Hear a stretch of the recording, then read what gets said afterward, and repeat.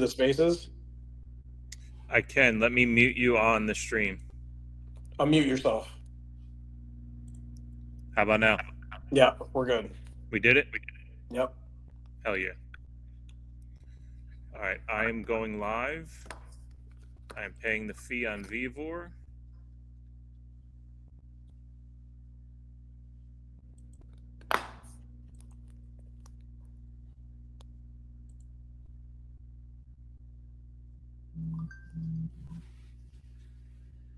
There we go. It's on my headphones, I think. Oh shit, son. We did it. Bro. Episode 12, live on the Kaspa Standard. Check this out. Hold on. I gotta go back in here and record this shit. Maybe. Bang. Recording. Okay. I am streaming live to Vivor. I apologize. Oh, now you're echoing back. Nope, we're good. We're good. Okay. Bro. Let me check my phone.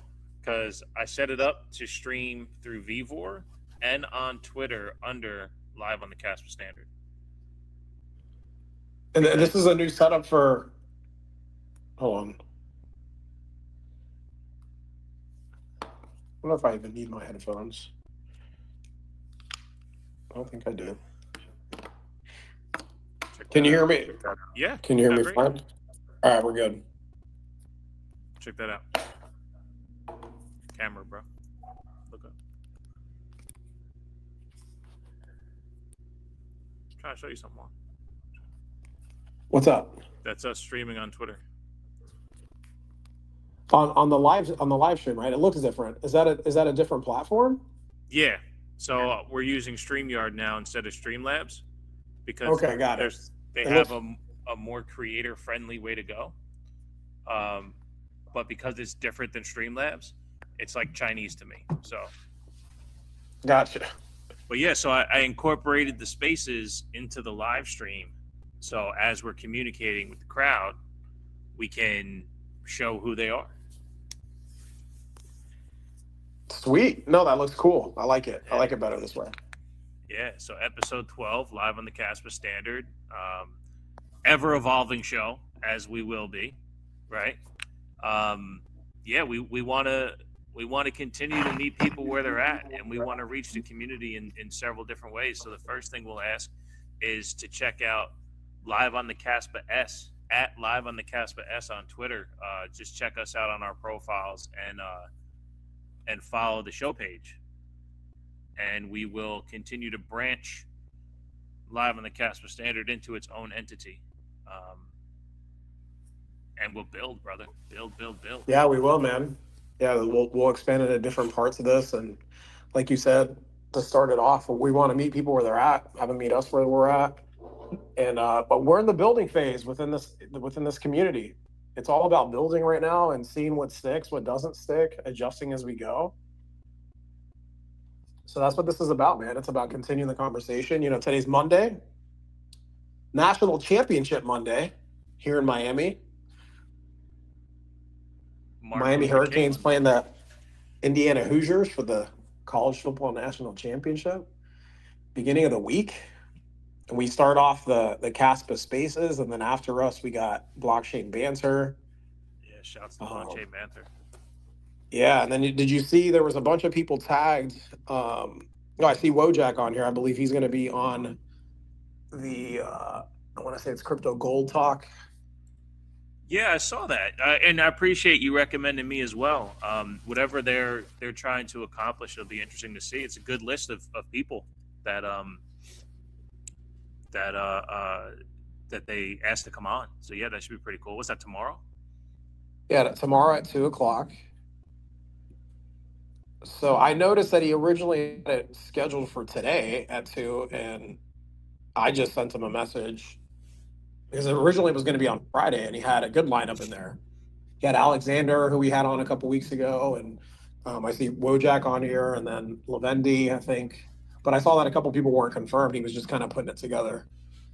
And I wasn't familiar with the guy, I just got tagged in the post. But I listened into a couple of, not an entire episode, but I listened to some of his takes and insights and what he's trying to do there, and it sounded pretty interesting, man. I got some respect for the guy. So he sounds super informed, like he's been in the space for quite some time, and with what he's trying to accomplish, I'm still trying to wrap my head around exactly what he's looking to do. But he's talking to a bunch of different communities, and it seems like trying to bring them together, which I think is a super positive thing. And we agree on a handful of things. I saw in there he wrote something about a comment where he said sailors are fraud, and anybody that says there's only one, there is no second best. All the meme shit that we hear from the Yeah. maxis on the Bitcoin side. It's all, I'm with that. We all agree with that. That's all bullshit. Um, but there's also extreme Kaspa maxis, and hey, it's all good. I'm not hating on anybody. Um, so it'll be an interesting conversation. Yeah, yeah. So I'll show up to that tomorrow. Said I saw Wojak on there and a handful of others. So that'll be fun. That'll be fun. The more we're talking, the better. The better, and the more we move things forward. And that's what all of this is about, brother. No, for sure. I mean, I think the one thing that me and you do hold pretty damn well is just having the conversation. We've gotten lucky. Actually, all the Casper spaces. So shouts to everyone, to be honest. But we decided to go live on Tuesdays, and every time we went on, somebody popped on and had the conversation. We're on here today, and we're here to have the conversation. We don't, um, as much as we have opinions, we don't shit on anyone, man. We love to talk and try to figure out where this goes. Absolutely, man. Yeah, we call this show live on the Caspa Standard, but as I state on my little profile there, I say attached to nothing, connected to everything. I think when you're like that, you get the best of everything, man. It's some people like to put all their eggs in one basket, and more power to them. But I think just with how things have worked out in my life and how I approach things, I like to stay open. And Casp is showing itself as hands down the sequencer of what we need. We need a base layer in this world where we can build on and trust that thing. And if you just study the system that we're in and how things are so fucking backwards, Caspa had to be invented, right? Caspa had to come to the forefront. So that's how I see Caspa. I know some people talk about it being endgame. I think it's appropriate to think of it that way. I Um, mean, well, you're correct, and that's why we don't shit on Bitcoin too much, as we're not Bitcoin guys. But Bitcoin had to be invented, right? Bitcoin had to come up because without Bitcoin, none of this other stuff where sovereignty was supposed to be would exist. And right. I mean, shouts to Jonathan and his vision and bringing Michael Sutton along and having the foresight to see that, hey, Bitcoin is going to lose its sovereignty, and Bitcoin's going to lose its ability to take care of the people the way it was supposed to. Quick update. um, right on January 2nd, um, I asked for my 401k to be given to me, and let's see, as of 119, I have yet to have the money deposited in my account. I gave them the check last Wednesday, I think it came in, and I'm still waiting. I'm still waiting on it to clear. I only have access to a tenth of it. They gave me a tenth of the check. So how A about tenth of it. a tenth of it? And I have to wait 7 business days as we're talking on a federal holiday, which doesn't count as a business day. No, it does not. No, it does not. So I can't get my fiat. So the idea of having my 401k be in Caspa would suit me a lot better if I needed to move things around to pay bills than it did when it was sitting in Fidelity. So the sovereignty nature in which crypto exists, I mean, we need it, right? But if I was to do that with Bitcoin in the same amount of funds, we're talking still days. I'd have had it by the 5th or the 6th, not a problem. It would have cost me a little bit more. But yeah, man, I still don't have it. I still don't have You're it. saying on Bit? What do you mean on Bitcoin? Well, let's say I was to do it Bitcoin and then try to get the fiat. Um, if I had my 401k in there, and let's just say for round numbers, it was 100 grand. It's definitely not, so don't come at me. Um, it would I would have had I would have had probably 96 to $92,000 when it was all said and done, and it would have took 3 days to get it to me. But if I had my 401k in a Kaspa, I could have transferred it in an instant and would have had 999,099 and a whole bunch of other nines with probably like a four at the end. So Okay, gotcha. yeah, so Are you saying having your, like, if that was in a Bitcoin ETF or 401k, is that what no, you're talking about? straight up coins. Yeah, straight up coins. No, no, no. I'm not interested in non-sovereign means of crypto. Yeah, so not on exchanges, not in. I'm talking cold wallet, Okay. chilling. Yeah. So if I was to 401k my stuff in Bitcoin cold wallets, yeah, it took a while to get it to me, but depending on how fast I wanted to get it, maybe I pay a little extra to do it. But yeah, so I'm here for the sovereignty nature of what crypto brings. Um, this fiat system's fucking trash, bro. Yeah. So bad. I mean, but the Bitcoin on layer one is sovereign. I mean, so for example, I cashed out all of my I had a Roth IRAs because I had businesses, so I had a handful of them. I had like three or four of them. And in July of 2024, I did what's called an in-kind transfer. There's penalties for all this, but to me it was worth it because Bitcoin at the time was like between 50 to 60K. And I in-kind transfer. That process took what you're going through right now. That took about 3-4 weeks. But they transferred it to a cold wallet, bro. They transferred and it was the entire amount. I didn't, the fees were small, and all my Bitcoin got transferred over. It was a good amount. And then I converted a chunk of that to Kaspa Nice. at the highs, like at 18, 19 cents. Yeah. That's all sitting there. I'm not touching it. So it doesn't matter what it's at in nominal terms. I've spoken on the energy of holding it in cold storage and what that does for you. That plays into what we're trying to spread here, living on the Kaspa standard. And I have very, very, very little fiat. I shared last week. Was it last week? Where I convert the fiat over that I have to pay for the bills that I have to pay. Right. Like right now, we talk about living on a Kaspa standard, which is essentially living on sound money. So living on sound money, where you're holding most of your energy, your funds, whatever you want to call it, in a sound place where you're not being debased. A sound place where you're not being debased. I feel like I can flow right now. Go ahead. You want to give me a beat? Get a bar. No. So I think that's the important part, right? And then, but what happens is, yeah, kind of what you're experiencing right now, bro. I'm just like, I'm feeling into that. When you have to wait. Oh my God, dude. I'm thinking of, because it was right after I went to the Bitcoin conference, and I go, I got to get rid of everything and just have Bitcoin. And I had Kaspa, but nobody knew that I had Kaspa, and all my Bitcoin I couldn't tell them yet. I was like, nah, I'm not gonna, because I know they'll talk shit. Yeah. So I didn't tell anybody, and I wasn't really on X yet. But yeah, that process is something, bro. So when you do get it, because I saw you put a post up the other day, bro, and I was like, what? What's going? You're like, if you had $1 million, we got to talk about that. Yeah, we're here on the live on the Kaspa Standard. So I saw you put a post up, and you said something about if you had $1 million, you have a conviction like you would buy $1 million in Kaspa, but you'd probably only get like 40 grand in Kaspa. Yeah. And then I responded back and said, bro, hold on. What are you gonna do? Just sit on $960,000 worth of cash?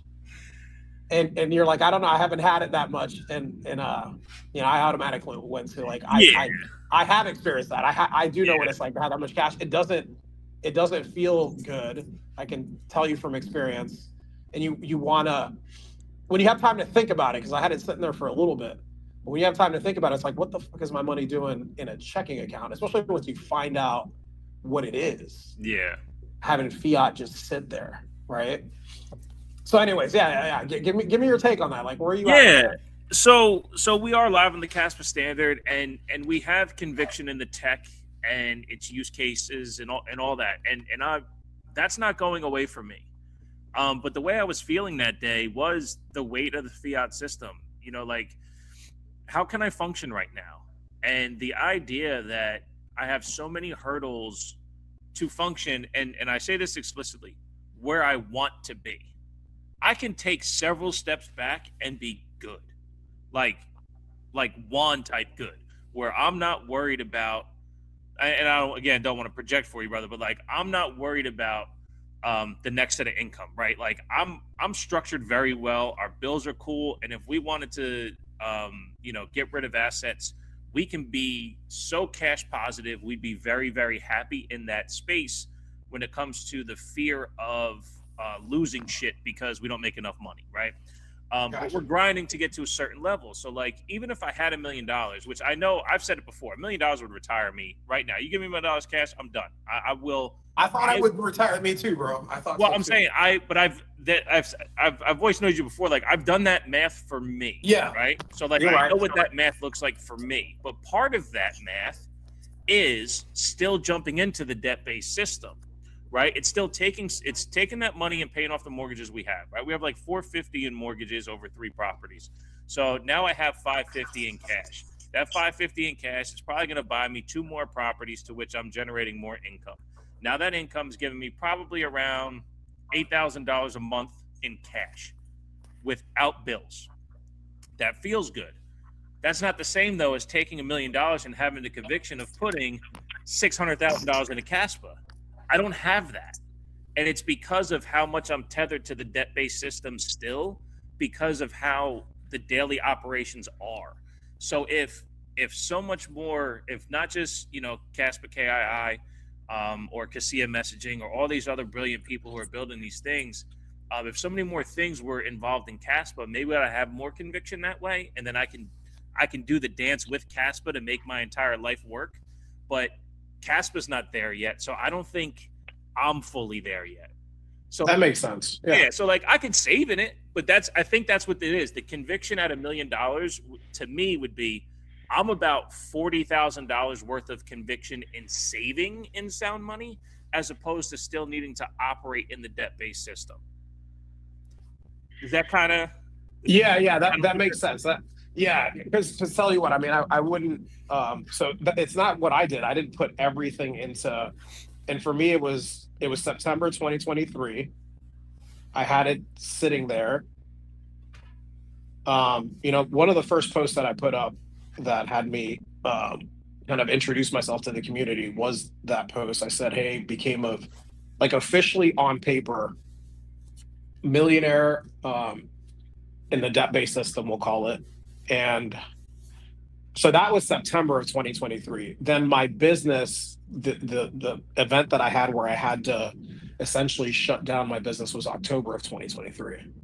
At that time, I had most of my money in checking and savings accounts. I did have a good chunk in some Roth IRAs and stuff like that, but most of it wasn't. I was just generating a lot of fiat on a monthly basis. So initially, what I did was like, and then I had a good chunk in Bitcoin, and Bitcoin was probably about like 40 some, 40, 50 grand at the time. But doing my deep dive, like I took my time to convert that the fiat over, and it wasn't everything, right? I actually ended up buying a real estate property that generated me cash flow. That was like $250,000. So, but then learning what I learned over the next 6 months after that, I wish I wouldn't have done that. I know you're in real estate. We've had conversations about this. Knowing that for me, I see Bitcoin as now a debt-based tool. It is essentially financialized, and you can collateralize it. You couldn't collateralize it as well as you can now up until about February. So I know, for example, Coinbase just had that as an option starting in February, where you can put up and understand, I fully understand this. When you put your Bitcoin or any assets on Coinbase, they're not yours. right? You're in the system. So I don't consider any of that my Bitcoin, I did use that, right? And I talked about it on one of the spaces I did on Blockchain Banter, how I was liquidated on October the 10th because I was playing around with it. Like I had my loan to value. I got the warnings, like, hey, you need to put more Bitcoin in, and I was just taking my sweet ass time, right? Yeah. And essentially it stung, but I knew that that wasn't my Bitcoin to begin with. And I needed that because I literally haven't worked or generated any money in almost 2 years. That's changing here right now. So I have a couple things that are on the table Let's go. that are yeah. Because for me, it's I mean I've been an entrepreneur for 20 years, man. So I do have a different relationship to money to me because it's like I don't do things for money. I do things. There's a saying I say with my son all the time whenever there's problems. Like, hey, there's a solution to every problem. So if you can find solutions to problems and build businesses around that, there's a market for it. The last business that I built, I had four large customers all throughout the country, and that generated me over six figures a month, easy. I didn't really do much for like 4 years. I had a team around me, and I encouraged them, and I lived pretty nice. And it was, so anyways, we'll build something like that, and hopefully, seeing where Caspa is and what we could build within Caspa, there's an opportunity. I see an opportunity here with what we're doing with live on the Caspa standard. I think about some of the real world experience that I have with sales, marketing, business, and or just my routines, bro. I've been practicing yoga consistently for a year and a half. I was 300 pounds at one point, bro. 7 years ago. I have not missed a week of doing something active for 7 years. So there's a lot for me to give. I've received so much, and I want to give as much as I can to the community. And I know there's people out there that could benefit from some of the insights that I have. So there's a lot to do here. There's definitely a lot to do. But yeah, bro, I get it. That makes sense. Yeah, I was just curious why it was only 40 grand. But I understand. I understand where you're coming from. Yeah, and I think it's also, I mean, not that we're financial advisors, but I also think it's just sage advice to understand where your means are. Anyone who wants to go all in, look, I could take it as a sign from the crypto gods. Caspa dropped below 4.2 cents a token yesterday, and I had a trigger at 4.2 cents, and it didn't cash. So am I supposed to use? And I had $1,000 riding on it. It should have bought $1,000 worth of Caspa, and it didn't. I've been pissed at. They didn't fill your order. No, they didn't You had fill like my and it was on Uphold, which I've had terrible experience, but I've KYC'd there, so I can do more volume there than I can on Kraken, right? I can do more volume okay. than anything else because I KYC'd there, and I didn't feel like doing it on Kraken because I don't like uploading my ID all the time, and it's not that I care about people finding me. There's data breaches all the fucking time, and I've worked to secure what I have, and I don't want that shit going away. So anyway, yeah, I mean, I'm trying to stay within my means. I explained I got that big chunk from unemployment after all that time, and I asked the wife, I'm like, you cool with me dropping 1,000 in a Caspa at the right price? And she goes, yeah, that's fine. Like, thank you for letting me know, because like $1,000 to the family is a lot. In the times that we're at right now. But it didn't hit, and I was pissed. Because I want to be in at that price, and I couldn't get in at that price. It's like, what the fuck? And all these exchanges, they want to bump you like 10% on the price. So if it's down at 4.2, they want to charge you like 5%. They want to charge you like 4.6 or 4.4. When it's at 4.2, and it's like, and then charge you a fee on top of it. I just want to buy some clean Caspa, man. I just want to buy some clean cash. Yeah. So I've never done a fill order like that. I've like, no, you just bought it. No. Well, you buy every day, right? Yeah, I do a little chunk of at least $10 a day. Yeah. I convert just for the energy transfer of, and also just when it's $10, like right now it's somewhere between like 200 to 220 Caspa that I convert. So I see the 10, and then it converts to 220 or whatever that amount is. So that does something for me. It feels good every day. It's like this little dopamine hit that I get every time I do it. So yeah, I don't have it done automatically either. So days like today, no, today it was just $10 too. But when it dips like that, I sometimes I don't even look at the price of I don't even notice the price of Caspa. Yeah. I just see the 10 in fiat and go to the 220. For example, today was like 223. To be so fair, that's where my mind goes now. I see the exchange of 10 to 223. Yeah, I wasn't gonna look And then I saw VJ posted the graph on Twitter. So I was like, oh, wait, that looks like a big dip. So I went on to check what the dip was, and it dropped below 4.2. So I was like, oh, sweet, my order should be filled.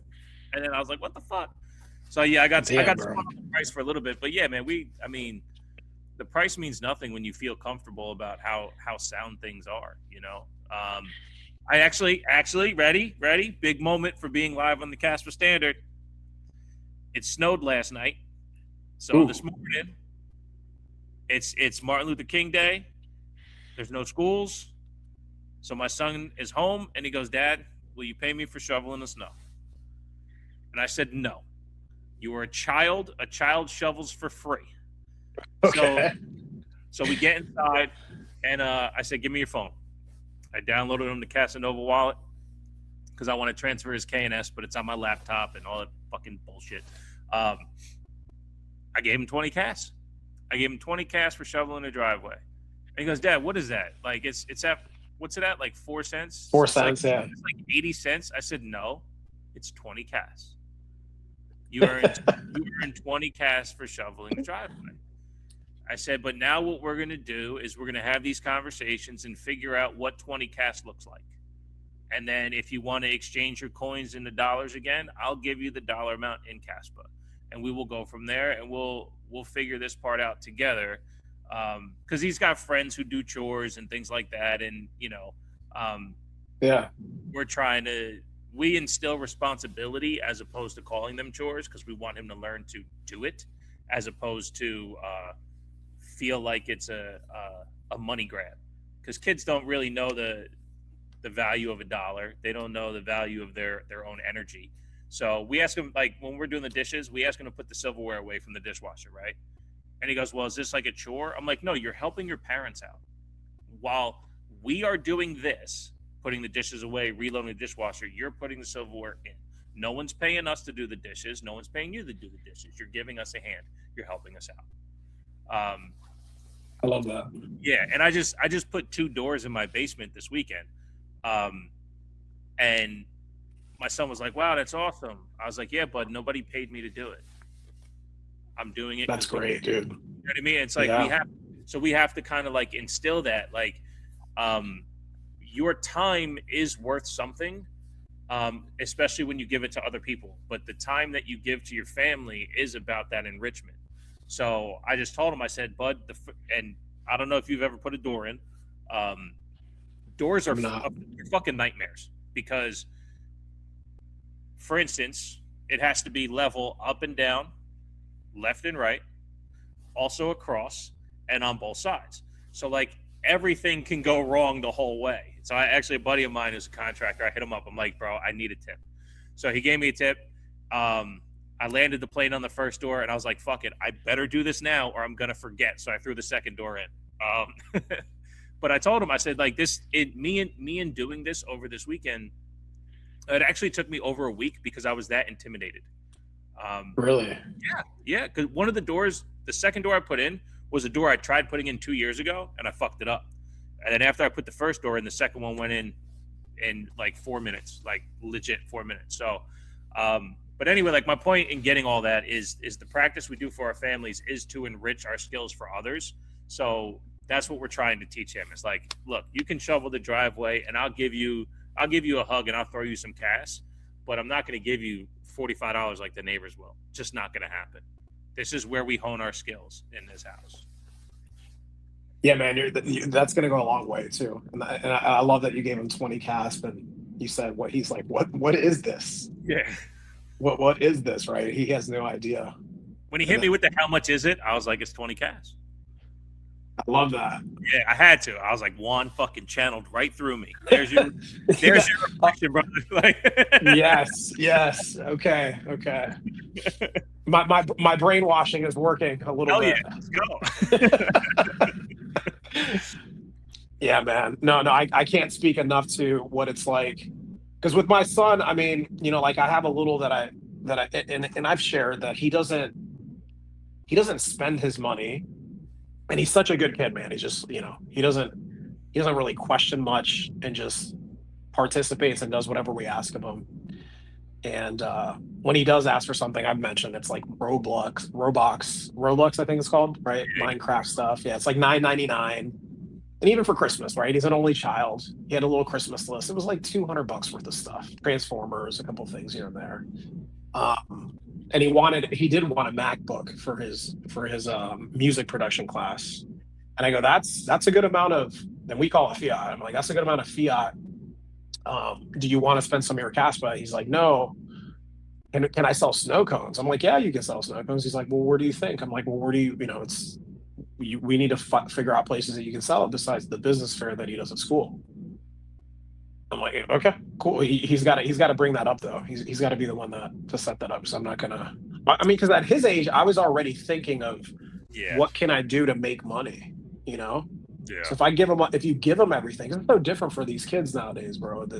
Especially when they're taken care of. Like I didn't have my dad very involved in my life. Yeah. We were outside having to figure shit out. I was playing sports. He's not really into sports either. So I don't want to make everything easy for him, and I don't want to hand him shit. Like we had a conversation on blockchain banter on Wednesday at the end of the conversation about like inheritances or being able to pass things out. And I understand that part of it, right?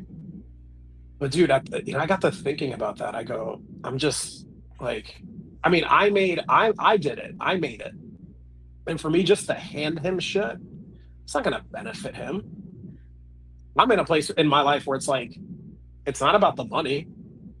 It's about the life experience that you have, the impact, the type of people you have around in your life, what you get to do.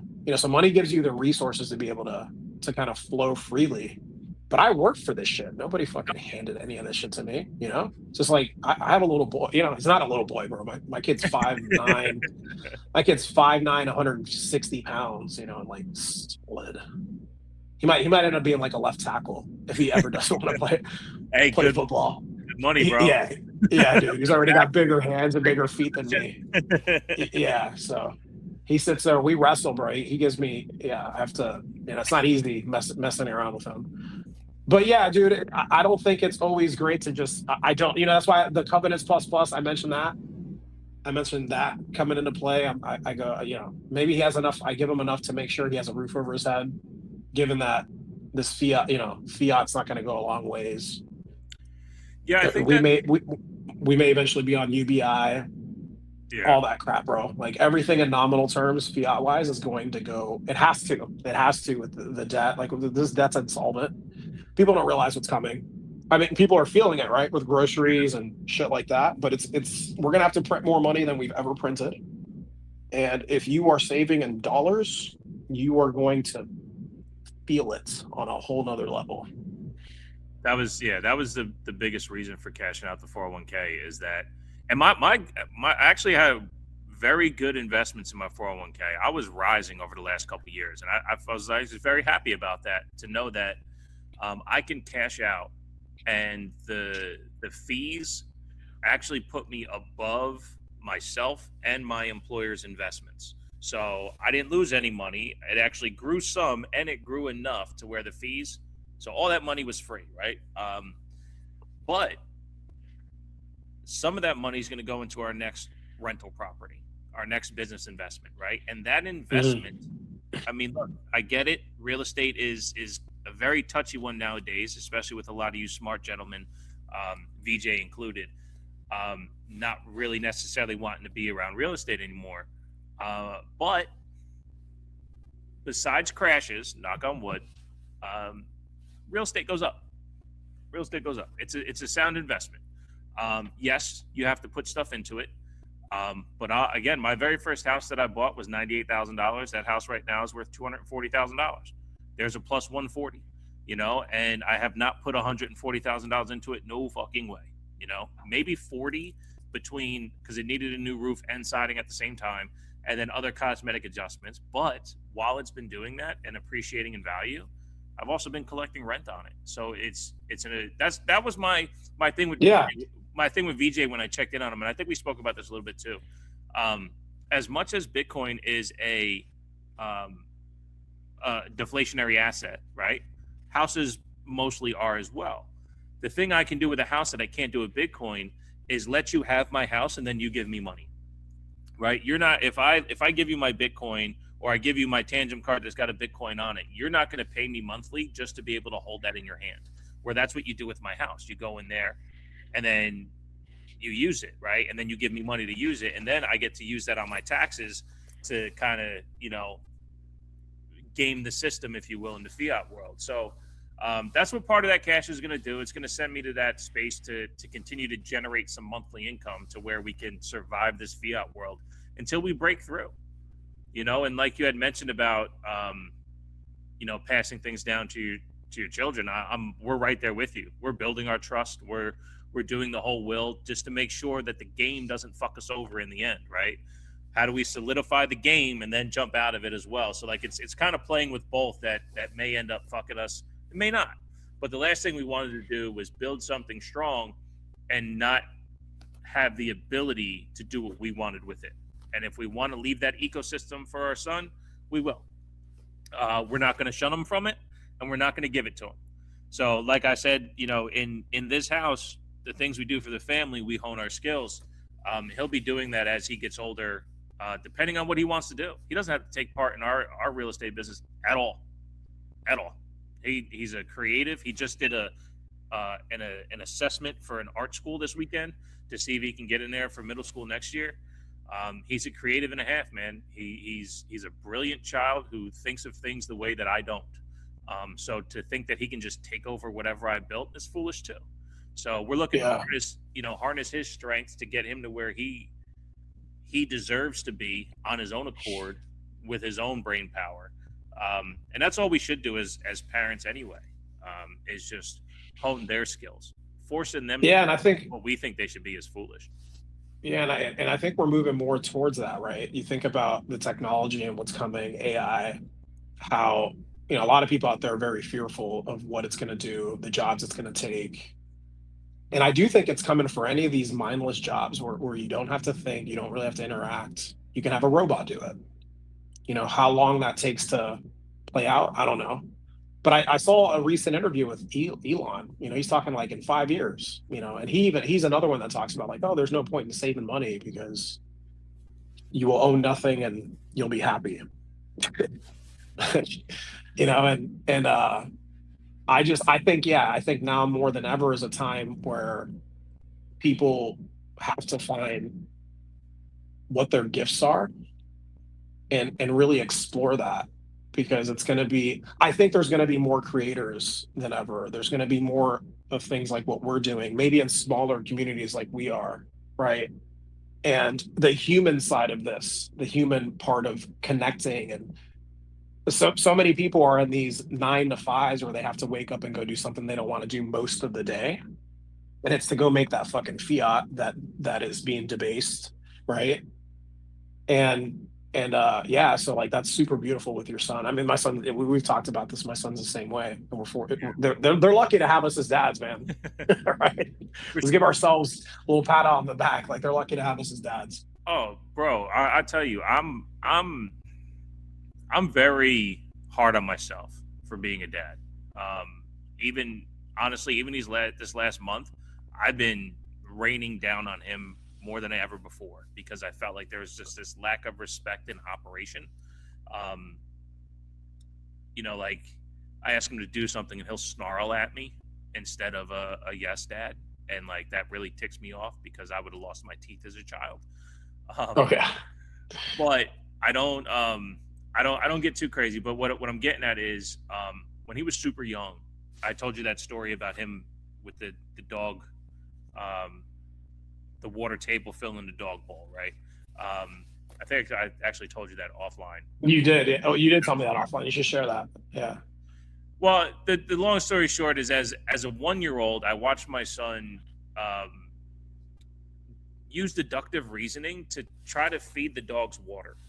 He had a couple plastic garden tools at a water table, and he took a shovel with a hole in it, and he saw that the water was coming out, so he put his hand under it. And he saw that he didn't get the water all the way over, and he kept increasing his tools, and it was just a beautiful thing. He got all the way up to a bucket, and then he used the bucket to fill the dog water.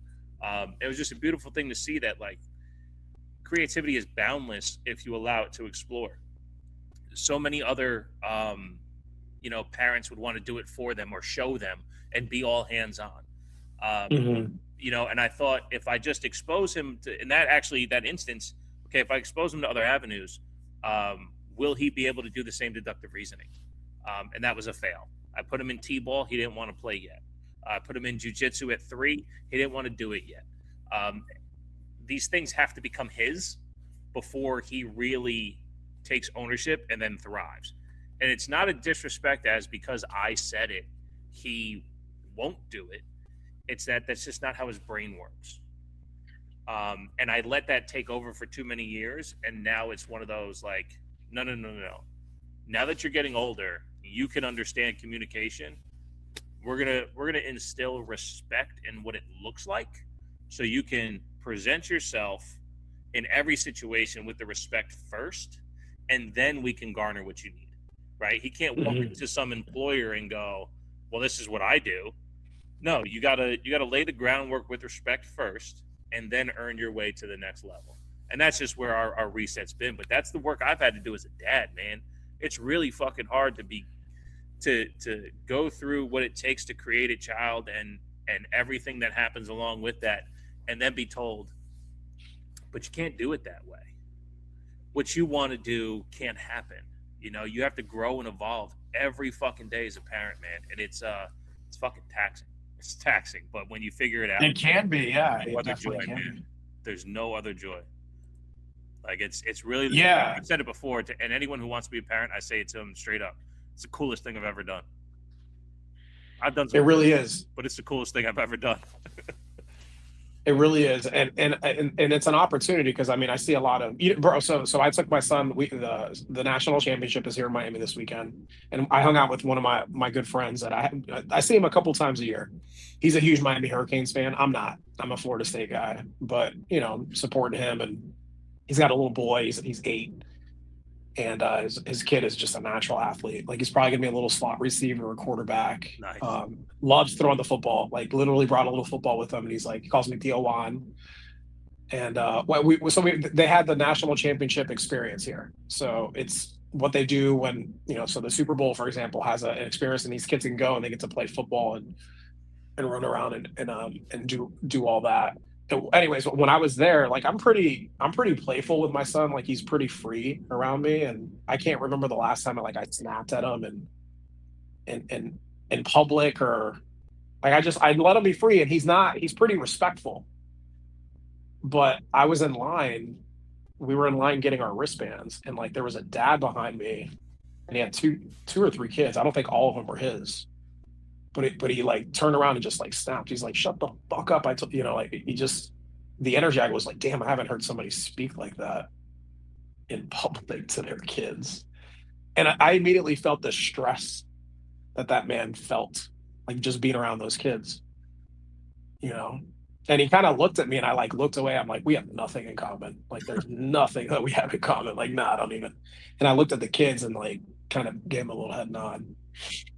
But yeah, man, it's not an easy job. It's Yeah. not an easy job to be a dad. It's very, like you said, it can be taxing. But if you're somebody who's willing to, I think we learn as much from them as they learn from us. And that's the attitude I've taken. I've definitely had my moments. Like um, I mean, I grew up with a drill sergeant, bro. Like every little thing I did growing up was wrong and smacked. I got, we got, same with you, right? Like Yeah. Oh yeah. I got smacked around. And I'm a creative. I'm a talker. You're the same way, bro. Like so we end up carrying some of that trauma because like we didn't get to express it young. So So much trauma. and that is so unhealthy. So I do think about that. I think about like the way my son creates, with his music, for example, or he's been into Legos since before he could talk. Some of the shit that he makes, bro. I'm like, I probably would have been that. Probably would have been a builder, an engineer, or something like that. And luckily for me, I've shared. I divorced my parents because football was like my outlet, and my community took me in, and I was able to live with a foster family that really showed me the other side of things. You know, the I've talked about my foster mom, Lucy. Hmm. What do you think, Juan? Why do you think that? I'm like, hold up, what? I have a voice My memo. football coach just wouldn't even ask that. My football coach would be like, "Do what you're told." Yeah. So, so when you start to be asked, and for me it was at 17. So I'm 44 now. At 17, like, well, what do you mean? What do I think? So that was just mind blowing. I go, an adult talking to me like I'm an adult, 15 for me, and bro. no, and trust me, like through those first few years living with, because what would happen is, I was already out of high school and I went to college in Wisconsin. I remember coming back home, and she's the one that got me to do sales. She's like, "You ever think of doing sales? Like, you're a pretty good looking guy, or being a waiter." I'm like, I don't want to talk to people. I was pretty in my own bubble, but I was a quarterback, so I had that side of me. She's like, "You're a good looking guy. You'll get tips and people will like you. Like, when you open up, like you have a great personality." So it took a bit for me to open up. I had to get comfortable with the right people. But so she kind of pushed me, because I was comfortable playing football, training in the summers. And I remember the second summer I came back, she's like, "You're not doing that again. Like, you better go out and find something to do." And that's where I found the vector marketing Cutco thing. I was like, "Oh, okay, I can work on my skills." And a lot of people do the job because this is the early 2000s. Back then, and I think it's still that way with Cutco. But the job was basically recruiting college kids, and the marketing behind it was like, you're a college student trying to work your way through school, and you show these really cool knives. And that was kind of, again, the marketing behind it, right, with the company. But the product is made here in the USA and only in New York, American made since 1949, and the product is freaking amazing, right? So I remember telling my foster mom about that, and she's like, "Set up a deal with me where I could rent out her minivan instead of my car." So I had to rent a minivan. I had to pay for rent, pay for my own gas. The only thing I'd have to pay for was food. So she started to set that up for me my second year in college, or when I started selling, and that taught me a lot. It was like I had to get up and go make things happen. Right. Um, and that experience and doing all that obviously like evolved me, being able to sit down, or getting on the phones. This is back before social media.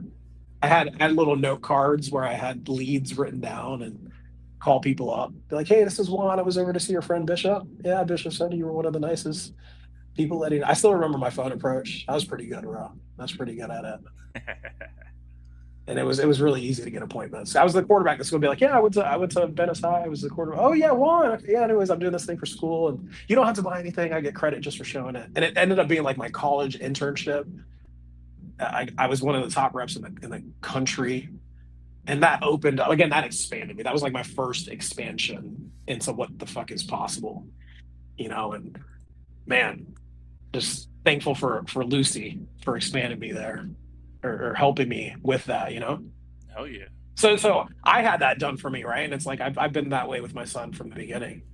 So it's just I'm his parent, I'm his dad. But I actually have a little. Have I ever shared the joke with you about how I asked him if he's my dad? No, no, No. no. Well, you know that I've delved into the plants, right? Yes. So this is a pretty funny story. So so in one of my eye experiences, I don't know my biological father, right? So I'm in this is one of the ceremonies I did like back in 2021, somewhere around there. It was right after COVID. And I'm out. I went and did it with this group out in Sacramento. And I'm out there, and now during an Aya ceremony, there's a shaman that'll sing what are called Icaros, and you take the tea, right? And it kind of works within you and opens these pathways up and has you essentially people think it's like hallucinating, but the best way I can describe it, it's more like you're very aware, but you realize like, oh, okay, you're not just this body. So that's what it did for me. It's like I didn't believe in anything of that. I was very much in my head prior to diving into the plants. And so we're outside and in Sacramento and looking up at the stars. I could see, I would look up at the stars and I could see that everything was connected, like all the stars and the constellations, like it was just clear that everything was connected.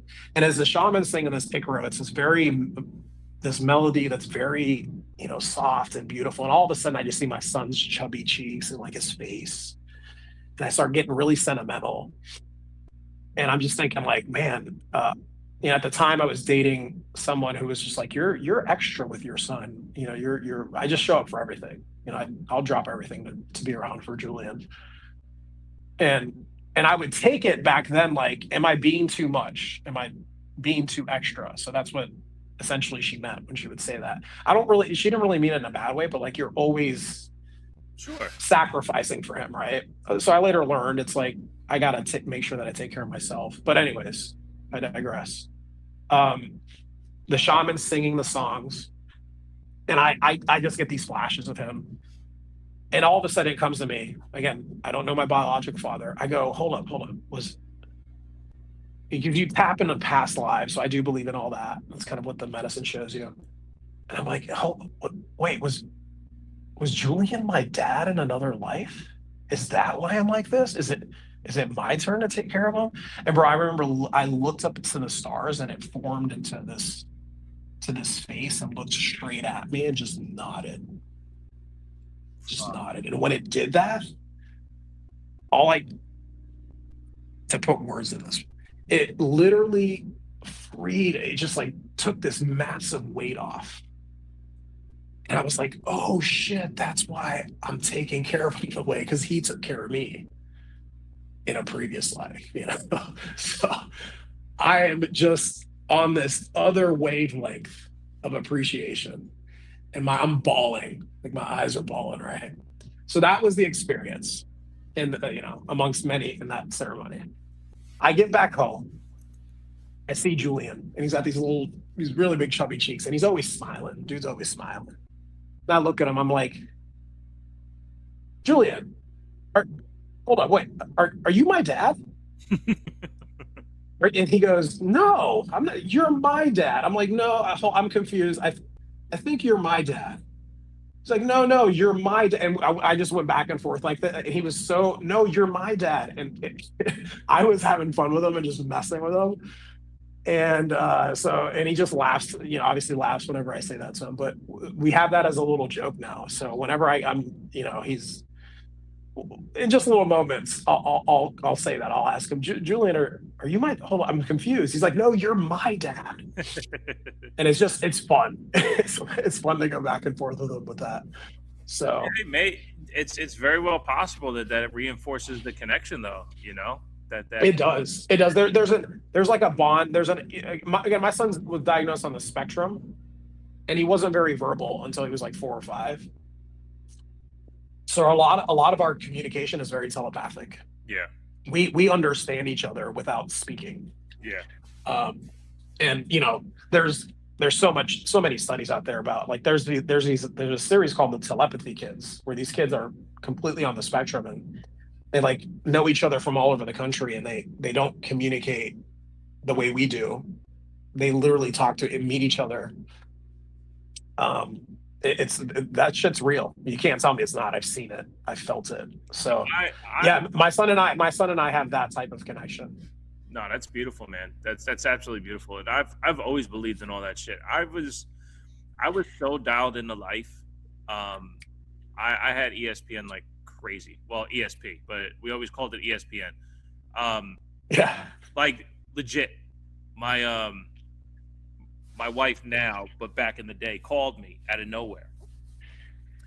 Out of nowhere. Like, we weren't dating at the time. We weren't even like seeing each other on the side. None of that. She calls me out of nowhere and she goes, "Hey, guess what?" And I go, "My ex-girlfriend's pregnant." She goes, "Yeah, how'd you know?" And I was like, I figured that's why you called. And then she called like a month later about something completely different, and I nailed that one too. It's a little personal, so I won't say it, but I nailed that one too. And she's like, "What the fuck?" I'm like, "I'm just tuned in. I don't know." And it, like, for the next like 6 fucking years, I swear on everything, it's like I would speak something and she's like, "I was just thinking that." So it always let me know that I was in the right place, that I was locked into the right space in life. And not for nothing, bro, like, it hasn't been around a lot lately, but a couple weekends ago, it was right around Christmas. It was either right before or right after Christmas. I was nailing everything. Just fucking just. I believe in it 100%.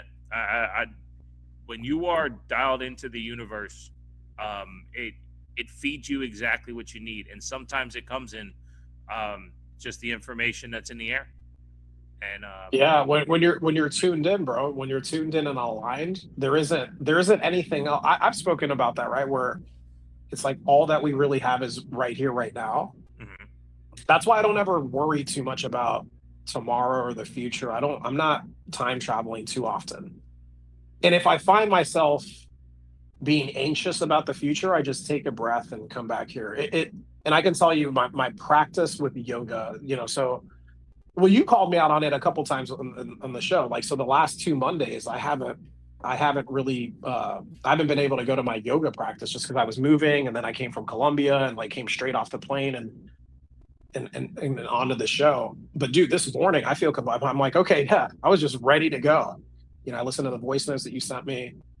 I'm like, yeah, we gotta. This is a beautiful week, man. We'll start off with this. We got the blockchain banter after this. We got the show that we were all invited on. A handful of us are going to be on tomorrow. So spreading the word, man. And it's you got to find things that align you to you, and mhm. all that's right there, dude. It's not that complicated, is how I feel about it. Just like you gotta find your thing. Like for me, it's yoga right now, but it might be powerlifting. 6 months from now, I don't know. I don't know what it looks like, Bishop. I have no clue, but I know what it's like right now. So everything happens from right here, right now. Yep. I'm And trying. if you can stay here right now and stay tapped in, dude, the future, the possibilities are fucking endless. That's a concept that, because bro, listen, when I was younger, trust me, up until I met Lucy, my foster mom, that's someone who I was very, very lucky to have Lucy, because Lucy would bring me right back to here. That's what Lucy would do for me. Yeah. No. She'd bring, and it was cool. It wasn't as if she would ever give advice. She would ask questions so that I could figure things out for myself and then find the solutions within myself. Because that's where everything is. Everything's within yourself.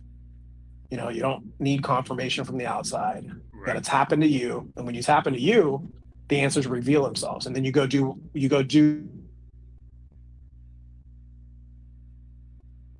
Oh, we lost Juan's audio, or is it just me? Yeah, I can't hear him either. Go ahead, Buffalo.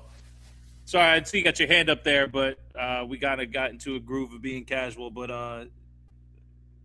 how's it going, buddy? Haven't seen you in a while. Yeah, yeah. No, I'm glad to be here. I was really enjoying the back and forth this morning. It was a lot of good information actually. I don't have any kids yet, but I'm hoping for at least 8 one day. Nice. Maybe 15. I don't know, but but I really like the approach, both of you guys, on how to deal with your sons. I respect that. I do. And yeah, no, you got the opportunity. I really appreciate it. I like that. You don't want to pay him because he's building skills for his life within the family, right? And we help each other out. It's not about payment, but uh, how you worked with it, Bishop, to just be like, okay, I'm going to take this opportunity and teach my kid about money. I'm going to teach him. I'm going to teach him about Kaspa. I'm going to teach him, how screwed we are when it comes to. I'm sure you didn't go all in it, but how screwed we are when it comes to fiat. But but I like that. It was good. It's like he's asking for something, right? He's asking for something. When you're going to give him something, it's not going to be exactly what he may want, but you're going to take that opportunity to teach, and I respect that. So I really enjoyed that. It was really cool. Appreciate Good it. way to look at it. But yeah, and you guys were talking about some other things I wanted to touch on. Because you have property and you want to have more properties for rentals, right? So you can have that income that creates itself without you having to work. It's nice to be able to go to sleep and have income, right? Yep. So that's kind of what I wanted to touch on because my family, I guess I should say, because my dad's getting up in years and we have a couple pieces of property and we've been working on them. So one day they're gonna be my responsibility. And it would be nice because my idea is Oh no. Is that? Oh no. Juan, you son of a bitch. Juan, what did you do? You rugged it out.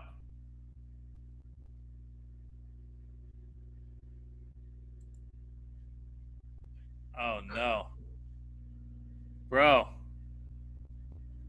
is your mic back?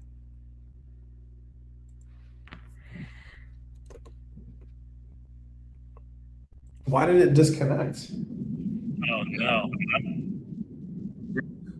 Did it disconnect it? It's done. The space ended. Damn it. That sucks, bro. Yeah, it says play recording. Buffalo was really just getting into it. Yeah, that's all right. This is where we're at right now. I mean, we're still broadcasting on the Twitter. I guess they can leave comments.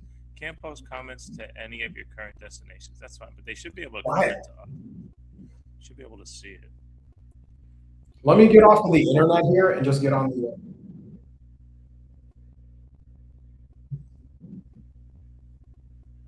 Let's see here. If I open this up. Let me get off of the internet here and just get on the.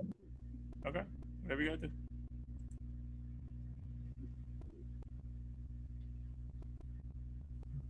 I'm gonna start up the space. Hold on.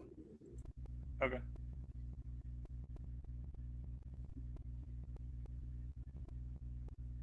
Fucking crazy. What do you think happened?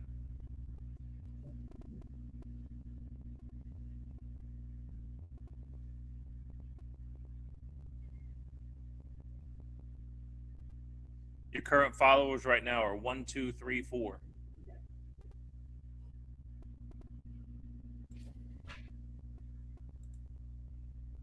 Nope. This one. See that? 1, 2, 3, 4 on the followers. Shouts to Juan.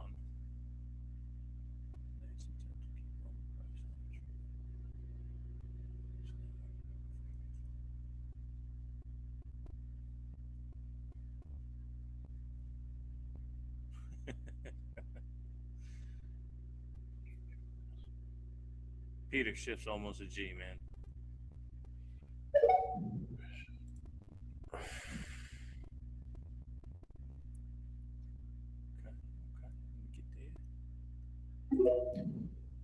Bishop, Buffalo. I'm sorry, brother.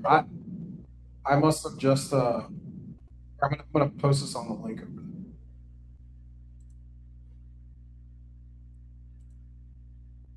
Buffalo. I'm sorry, brother. I must have just. I'm gonna post this on the link over there. We're back. Let me make sure that I get this to on the other. We should be good though. It looks like it's up for us over here. Yeah, I just had to start a new spaces. They should have a feature where you can restart it, not just end it like that. It definitely. Yeah, I think it immediately publishes after, right? Yeah, it does. Yeah, and then you can't get back on it. So, I mean, obviously, if you're on my page or you go to any of our profiles, you can see that we're speaking on it. But we had a nice little crowd in there. And we're live streaming on Live on the Kaspa Standard, so that Twitter account has the live video feed going. So. Oh, that's what the live on the. Okay, gotcha. I was wondering what that extra co-host was. Yeah, we mentioned it in the beginning when we first opened it, just to have it on record. But yeah, so we're kind of localizing what we do to Live on the Kaspa Standard entity. So we're gonna have we'll have YouTube, we'll have an X account to kind of just keep all the Live on the Kaspa Standard stuff structured there. So like right now we're streaming on X and VVOR for Live on the Kaspa Standard, and YouTube should be next week. Gotcha. Okay, cool, man. Cool. Yeah, we're trying to. The idea of Live on the Kaspa Standard is to use Kaspa as much as possible, and I think the truth remains with Kaspa. We are so early. Everything is so early. So to force our way into Kaspa without Kaspa being ready, I think we've done a great job on Mondays meeting you guys. where you're at, everyone's kind of localizing to us at this 12 o'clock time. And if we can expand further into Casper, we will. But until then, we'll keep branching out into the fiat world of how things are now. And if we got to dial it back to Casper as it grows, we'll dial it back to Casper as it grows. Yeah, yeah. No, I get that. I get that. Well, go ahead. Well, yeah. Pick up where you Should I left pick off. up where I left off? Yeah. You were absolutely. talking about the properties becoming your responsibility. Yeah. So yeah, my dad, he has a few properties. He's trying to get one profitable. We've had some issues with family and whatnot with just some bullshit. So he's working on getting those basically fixed up and rented. But this is what I wanted to talk to you about, because I've always been, my dad's, since I was a kid, he's like, you want to be in stocks and you want to be in property. Like, let's go. That's what you want to do. So I'm like, okay, I like the idea of not having to bust my ass and have my energy be devalued every year as they continue to print more fiat. So I'm like, okay, well, how can I do that with Kaspa? Because my whole idea was, all right, I'm just going to keep putting in, because property's good, right? But also it can be a headache. So I'm like, okay, I'm going to trust the stock market, right? Let's say I'm going to get some high growth ETFs, but probably mostly some income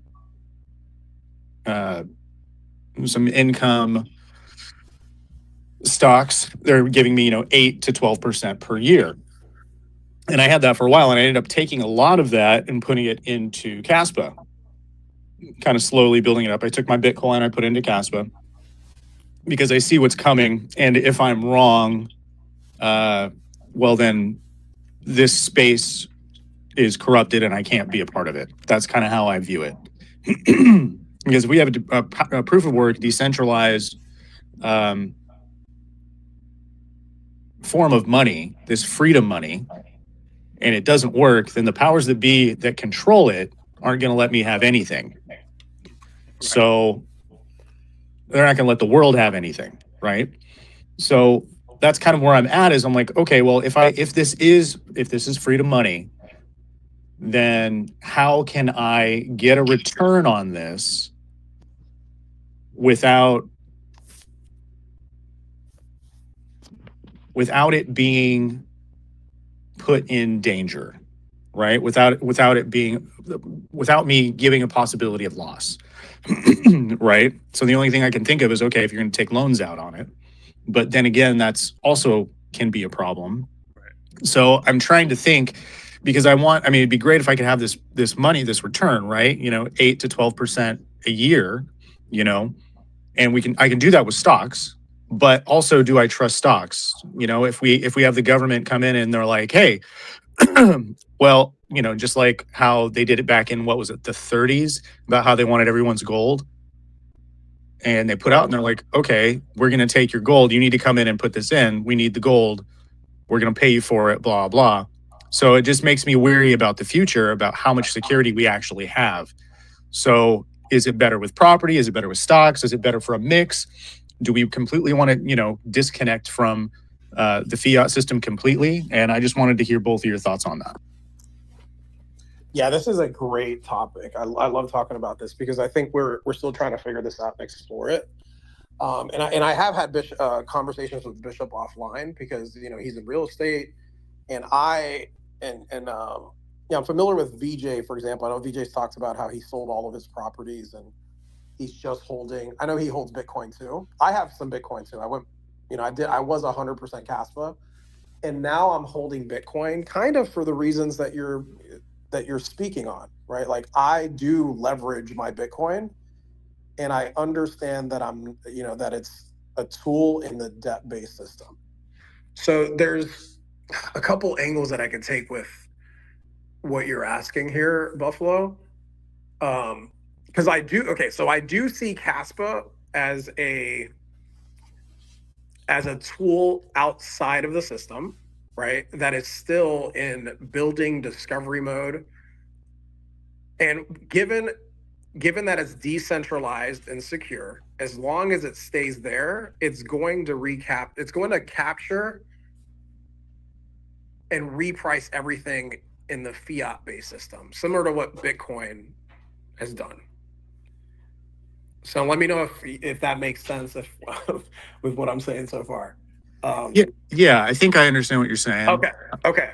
So I here's the way, like especially with the theme of the show, right? The idea of the show is, and the reason we came up with live on the Caspa Standard is because ideally it would be beautiful. You've talked about this on other spaces that we've been on, where it's like, oh, what would we do once Caspa gets to a certain amount in fiat terms, like when Caspa gets to $5 per Caspa.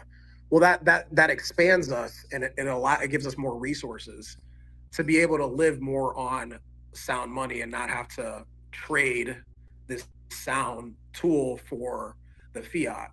And where I am with it too is, like I've never, not never, I dabbled into stocks and all that for a little bit, but I've held Bitcoin since 2018. I aped in 2021. And then from 2021 to 2024, I was building a business in fiat that generated literally six figures a month. And so the way I looked at it when I've really analyzed this over the past couple of years is, okay, because I was able to generate enough fiat and I was holding it in sound money, I was able to benefit, net benefit. Like my life got cheaper once once the Bitcoin was, once the Bitcoin came back and hit the new all-time highs and kind of got to where it is right now. The thing is, in the fiat based system, like even, and this is a question for anybody. I don't, people are like, oh, you get returns, you gain a certain percentage per year, but that's an illusion in itself, because like you're literally only gaining what is being diluted, like what's being printed in terms of the money supply, for all of fiat. So they say inflation's only 2%, but it really isn't. I know that it's not. Absolutely. That's based on they changed the basket of goods of how they measure that. So the way I look at this, Buffalo, is Bitcoin and Kaspa being decentralized, secure, proof of work. I guess you could take other proof of works. I just don't know them as well. Like I know, for example, like Monero's proof of work, but they have a tail emission. That's even better than the fiat system. The fiat system is just diluting you. So if you're saving your economic energy, your economic output in any of these systems where you literally do not have any control, or you don't know, like the thing is, we don't know really what's happening out there, but we feel it. We feel it when we go out, and because we have to use, like we're forced to use dollars here in the US. You're forced to use whatever currency you have. And that's all a second layer to like the underlying asset, right? And we're all feeling it. We're all definitely feeling it so you think about Bretton Woods, right? Bretton Woods was like the agreement that the world made that gold was going to be, we're going to go back to the gold standard, and the world was going to use essentially the dollar as the base layer of saving our economic energy and output, and we're gonna trust each other. Well, the U.S. the U.S. defaulted on that in '71 when they're like, "Well, we're not going to let you temporarily." It's supposed to be temporarily, right? Now we're 55 years into this, and that's, if you just go back and just look at that time, that's really when everything went to shit, and like we're in this matrix where we think we're saving and sound money, where we think we're making percentages of the money that we put in there, but we're really not. You're really not. You're being completely diluted. So that's why, so I see 16-bit in here, and he talked about it, where it's like we really need to make an economy within Kaspa where we're, and shout out to Kasme for putting up Kasmart, because I see that people are starting to, put products and services up there, and we're starting to trade within this economy. Like we'll definitely build an economy and be able to benefit from each other from operating within a sounder system. So I know there was a lot there. I may have gone back and forth, but I don't buy the gains, like whether it's 6%, 10%. Like I don't buy any of that shit. I think we're being diluted so much, and you're essentially still measuring everything from the fiat system when you look at it in dollars. That's why, going back to like, what Bishop shared earlier with his son, he's like, I'm giving you 20 Kaspa. And we know that 28.7 billion Kaspa is all that will ever exist. So yes, in fiat right now, it's 4.5 cents or whatever the hell it is. But if you're saving your economic output in that, knowing that 28.7 is all that will ever exist, we know what the inflation is, we know what the emissions are, you will benefit over time. And so like for me, saving in Bitcoin allowed me to extend my time preference. Like I don't really think in Monday through Saturday, or I don't operate in that because I haven't worked like a regular job in 10 plus a long ass time. So I've been operating in this sound type of way because of how I save my economic output. So yeah, a lot there, but that's my take on that. Yeah, and for me, Buffalo, I've mentioned it a few times. I need Kaspa to become cyclical for me as well. So like once at 28.7 billion, right? So if I spend 1,000 Kaspa, how do I get my 1,000 Kaspa back, right? How do I earn in it to get it? I want to set up the rental properties. I mentioned that a little bit earlier in the show. Juan checked me on a tweet that I made. If you gave me $1 million today, I only have the Kaspa conviction of dropping in 40K because I need too much of that $1 million to survive the fiat world, right? I need to take that fiat and expound upon what I have. But that's something Juan and I, we go back and forth. Our voice notes are very semi-contentious just because we look at the world differently and we're in different phases in our life. So when I'm like, hey, I have to do this, and he goes, but you don't. And I'm like, but this is what I've been doing for 25 years, right? This is what I've been building. So I'm at least coming from the conversation from this level, right? So if you hand Juan $1 million today, he's going to do it completely different with the $1 million than I would do.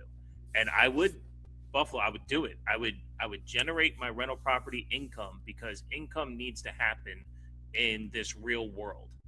And with that income, that's where my dividends, I would create my own dividends, right? It would be a dividend on the investment made into the rental property. So if you're dropping $100,000 into a property and you buy it clean, now you get let's say a $2,000 a month dividend on that investment after expenses, which are repairs or whatever. Let's say you're clearing $1,000 a month.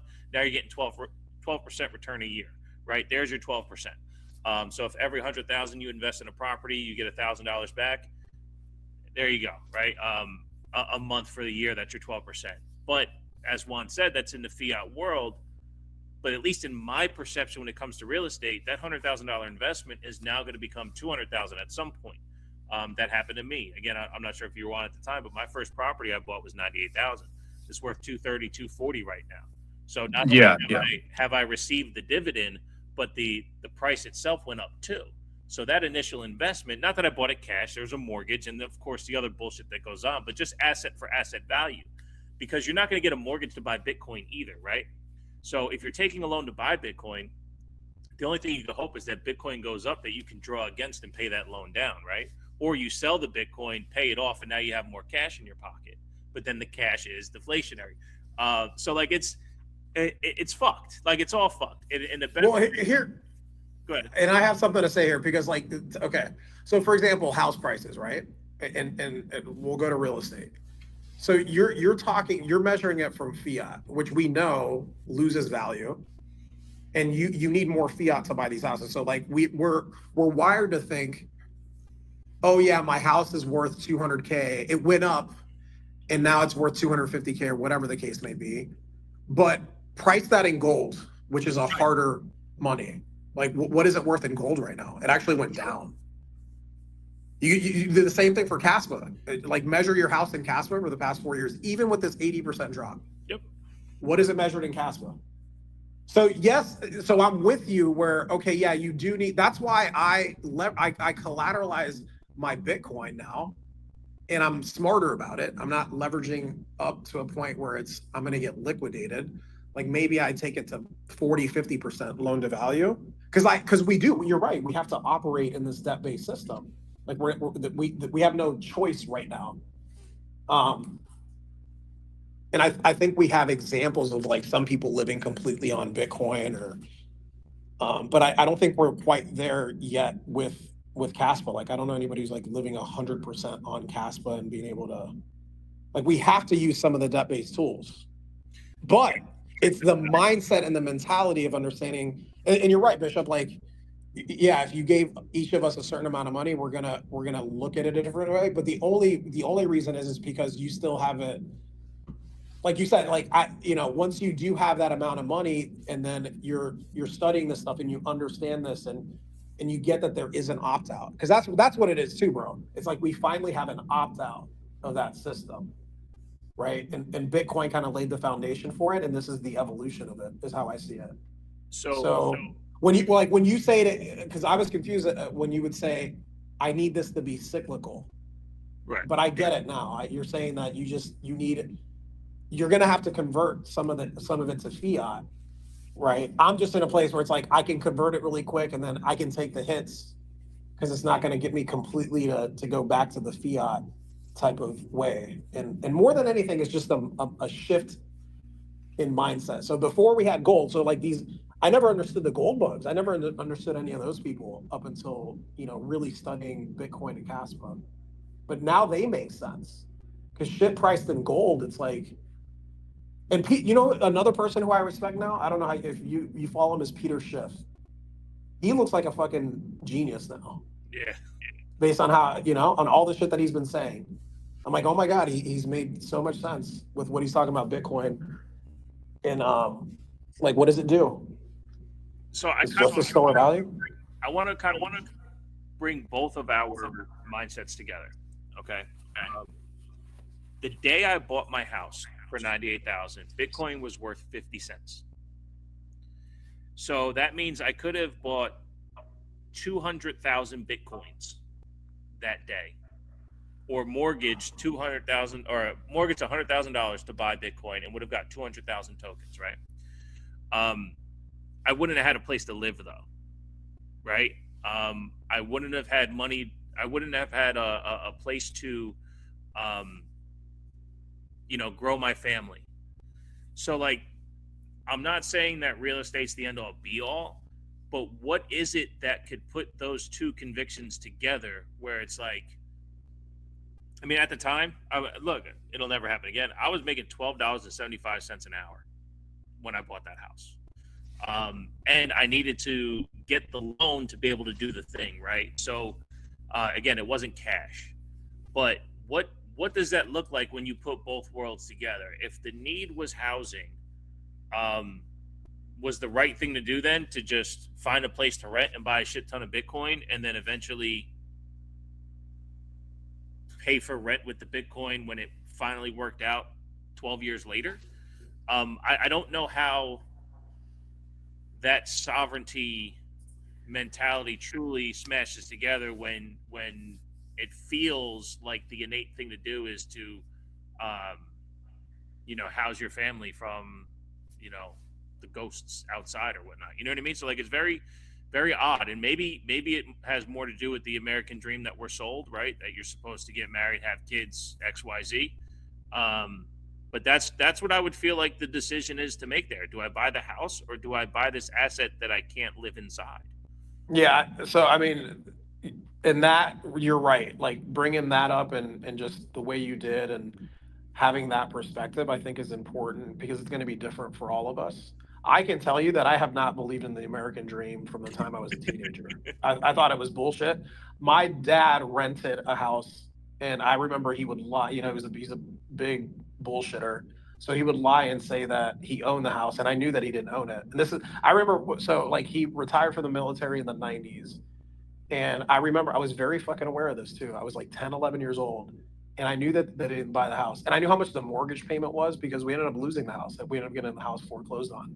So like, all these adult things I became aware of, because I had to, dude, it was hard to do all this shit. I don't know how I found the information out, but I did. So I'm like, this whole, and he was all about that. I noticed that he was a very, very much about his stuff, his things, and consuming. So I had that type of mindset of like, why the fuck would I buy a house? It just so the mindset I had was the house, all this stuff, and not telling the truth ruins this whole thing. And you may be acting like you have this lifestyle, but you don't. So for me, it was like, especially once I got my foster mom, it was, go make something of yourself. And I was another person who, I wasn't going to get in a relationship and offer, you know, I was just I worked my ass off from the time I was like 18. And then the first serious girlfriend I had was like at 22, 23. I was like, I was not bringing anybody into my life unless they were building me up. I had friends. And then I was just able to offer more then. And then even then, I remember in '07, bro. So right before the crash in '07, I almost bought a house. And I think it was a godsend that I didn't because everything came crashing down. Everything. You know, so I think that's an illusion in itself. I've rented my entire life and I own assets and like I'm free and I don't really look at it that way. But again, that is a personal preference. Well, But now, you know what now? So Buffalo shared that he wants to have 10, 15 kids in a compound. I don't think, I feel the same way. I'm like, I'm 44 years old. Bro, there's not a lot of 44-year-olds that can hang with me. Trust. On like an energetic level on what I do. Yeah. There's not a lot of 25-year-olds that could. So now I'm like, bro, at 44, I have a lot to offer. I feel it when I go to these yoga classes, the way some of these little girls look at me. You know, it's like I have my choice and my pick of it, right? And I'm not gonna just entertain any of it. So there's trade-offs. There's trade-offs, right? So it's like absolutely, and it's an interesting concept because one of the biggest reasons why. So I've actually never rented in my life, never once, because I watched my brothers go pay rent and they weren't able to save money because rent was always more than a mortgage payment, right? And then when they would move from place to place, they couldn't sell where they were to recoup that money, right? And so like it always seemed like such a waste to rent. But then I see someone like you who's used their ability to I guess rely on the consistency of the rent and then go thrive in the rest of the world, right? Like I'm constantly thinking about paying this bill, paying that bill, getting all these things and things that may actually be caught up with just one rent payment and then move forward, right? So like it's definitely an interesting an interesting outlook because I don't think they're interchangeable. They're not. They're different. Yeah, they're different. Yeah. We have different time frames. So like you think about, I was very aware of this when I started renting because, you know, like, so I'll just share a little bit of personal information here. Like my son's mother is from Panama and we got married on a K-1 visa and, we're divorced, but we're very beautiful co-parents. But one of the big disconnects with us is she does want that, like the American, she doesn't understand the system here and I understand the system from this. So I've been this way for a long time. I just wasn't up until the past 2 years. Like Bitcoin and Kaspa are the perfect tools for my type of lifestyle and my mindset because I have a longer time preference and I'm not attached to stuff and things. It's like if I'm going to own a house, I'm going to pay for that house completely, right? And I'm going to build myself up. So yeah, like bro, it's different for everybody, right? Because if you're going, and here's the thing too, if you're going to a job where you're getting paid a set amount, like you're literally in the debt-based system, you're mortgaging your energy and your life for that. Like you already set a fucking limit to what you're worth. Yeah. Then there's nothing you can do to get out of that. The only thing you can do is when you're outside of that, operate in a completely different way. And I have, obviously have receipts and proof of what it's like to operate that way. Like I have been free from it. So I don't think a lot of people have spoken on this, I'm not really, I guess I'm an example of it, right? But it's like, there's not a lot of people really talking about this. That's why these conversations are important, bro. It's like, we're still discovering this. We finally have some tools that we can, we have the Bitcoin examples. There's an example of a family, for example, that sold all their house in 2017 for like 100 Bitcoin. And they probably look crazy.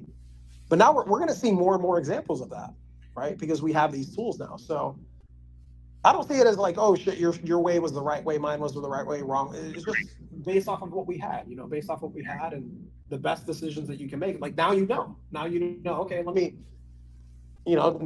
try this or try this out or shift my mindset and see how that works for me. And for me, it's really about like freeing yourself up to be yourself. Yeah, Bring yourself up to be yourself so you can like align your shit and your energy and what you really have to offer the world, right? no, I And Bishop, if I could interject, Sure. when you're talking about when you bought your house at like 90 something, right? mhm. So of course the value of the dollar is going to go down, absolutely. But what you're gaining, right? So you're getting an asset that's going to grow over time. Of course, it's going to be in the fiat system, so it's not going to be as much as we want it to be. But what you're paying for is you're paying for a home rather than a house, and having that peace of mind, I think, um, thinking that it is a peace of mind for you, that you have that stability for you as a husband and a father to have some stability for your family. You can have that peace and you can grow with your wife and your kids and all that. So I totally get it. Like I totally see it. It's a different way of looking at it than for Juan, but it's not just about the money is my point for your investment. Sure, for sure. No, I completely agree. And real quick, I do want to let everyone know, programming note, we only have about another half hour. I got an appointment I got to take my kid to today. Um, so we got about a half hour and some change. We always stick around and talk that shit. But I agree with you, Buffalo. I've never regretted money. Like, that's not something I mean, you guys heard me over the last 6 months kind of spew my thing where it's not even the dollar amount that fucks with me. It's the ability to figure out how to provide, right? And I think that's something that us as people and not for nothing, men. One of my best ways that I provide right now is taking the backseat to my wife. You know, it suppressed my ego and what that feels like to feel like I need to be the provider. Well, no, I can be the standard bearer. So and setting the standard to uplift my wife to help take care of us, and then I do the shit in the background. I mean, being a man has a lot less to do than what you think life's supposed to be about. I think that's a lot of what this show's really always been about too. Yeah. Is figuring out that sovereign standard that you're kind of moving through. And Bishop, I want to say this too, man, because it's like I think so. The way you just to kind of explain what I do see now that I definitely didn't see before. So like before, I probably would have said, "Well, why are you thinking that way? You don't have, based off just of my experience and the way I thought and the energy like I flowed with, right? I I think you're also a byproduct of the system, right? Of thinking like the American dream is gonna, this is what we're supposed to do. But knowing what we know now about the debt-based system, and like, did you know when you bought that house, or every time that you bought a house, like you literally have to continue to go out and like work for your money and save it in these assets that are essentially being diluted, right? You don't have an option outside of that. So you did the best. We've all always done this, right? We've pretty much done the best with the information that we have at hand. So this is a problem with people I think there's a disconnect here too. Like I've spoken on Jeff Booth and how he resonates with me and makes sense with me, and I don't even think Bitcoiners really understand where he's coming from. But the natural state of a free market is deflationary, and the system that we operate primarily in, because we're forced into, is a Keynesian economic system, meaning like consumerism, injecting liquidity into the market, trying to measure inflation, all the shit that we hear from the left and the right, all that stuff is taking us away from our essence and like what we are as humans. Like you should be able to put money into a house and do everything you want to do, and then over time that house actually gets cheaper. It isn't, if you look at what it actually costs to, back when we were on sound money, so prior to 71, homes weren't, they were commodities. Like we were supposed to live in them, and like they're not supposed to boom up in prices and be savings accounts for fucking people. So that's unfortunately what we were handed, right? And then we're told all this bullshit that isn't fucking true, and then we have to go find all this shit out for ourselves. And thank God for the internet. Thank God for all these websites. Thank God for for Bitcoin, for all the stuff that has evolved since then. And now we have actual factual information. So it's I used to blame people for their situation, and I don't. You know, that's why I've reconnected with my parents, with my, with my brothers. I could not relate to them because I was always this fucking savage. I was a savage in the fiat system, bro. Like, I'm a nice guy. I mean, come on, you guys might like me. You would not have liked me if you tried to go against me or worked. Or I mean, I played football, dude. I was born on the same day as not the same year, but the same day as Tom Brady. So you see Tom Brady and how nice he is, like some of the stories of how that dude goes about destroying his competition. I did that shit in the I did that shit in the business world. I didn't give a fuck. I told the line, whatever I had to do to win. And that is a shitty way to exist. Let me tell you, most of the time, man. So it's a tough energy. Yeah, I wanted to tie that in, man, because it's like, people don't even know. People don't even know, and it's fucking shitty. But well, look, we have there's an adjustment that people like me can make. I was actually listening to one of our episodes over the week, just trying to, reabsorb all our knowledge that we speak about. And I don't remember who it was, but someone mentioned, well, what's it going to look like 4 or 5 years from now, right? And because when we look back 4 or 5 years ago, right, we go back 5 years, what's Bitcoin's price? Kaspa doesn't exist, right? And now you look at those assets and what they've become now. The very first thing I thought of, in 5 years, my son's eligible to drive. My entire life is going to look different, and that's just from a personal responsibility standpoint. But then I thought of, if I take $10,000 and I put it into Kaspa right now, in 5 years, in theory, that would be worth well enough to buy him a vehicle. Oh, that plus, because we truly don't know where Kaspa is going to be in 5 years. But when you look at what Kaspa KII is doing and these other things being built, there's a true opportunity for Kaspa to rise in a value that it could change our lives as humans monetarily. Now, again, why don't I talk about this offline so many times, and I'll say it right here. Kaspa's already changed our lives. It has already entered this universe in a way that no other technology ever has. And by the way, I think that's so fucking cool. It's like, that's kind of like my biggest thing with Kaspa is like, how fucking cool the ability for Kaspa to do this, right? It's reshaping what technology looks like in the future. How fucking cool is that, right? And we're here for it. And as it grows, this show will grow live on the Kaspa Standard. Plug. But no, I think that's when you look at 4 or 5 years from now, that maybe my wife and I, we don't get another house. But the dichotomy is we still need more income. So how do we generate the income? And as it stands, income is fiat because I need fiat to pay for shit. And then one last thing. Juan gave me this example a couple months ago, Buffalo, or maybe like a month or so, when you were speaking on what to save and how it looks, or what to invest in, how it looks. I mentioned to Juan, so like if I have 100 Kaspa and I spend 10 of it, I have 90. And then his response back was, but the value of that 90, in theory, should deflate to the value of what 100 Kaspa is.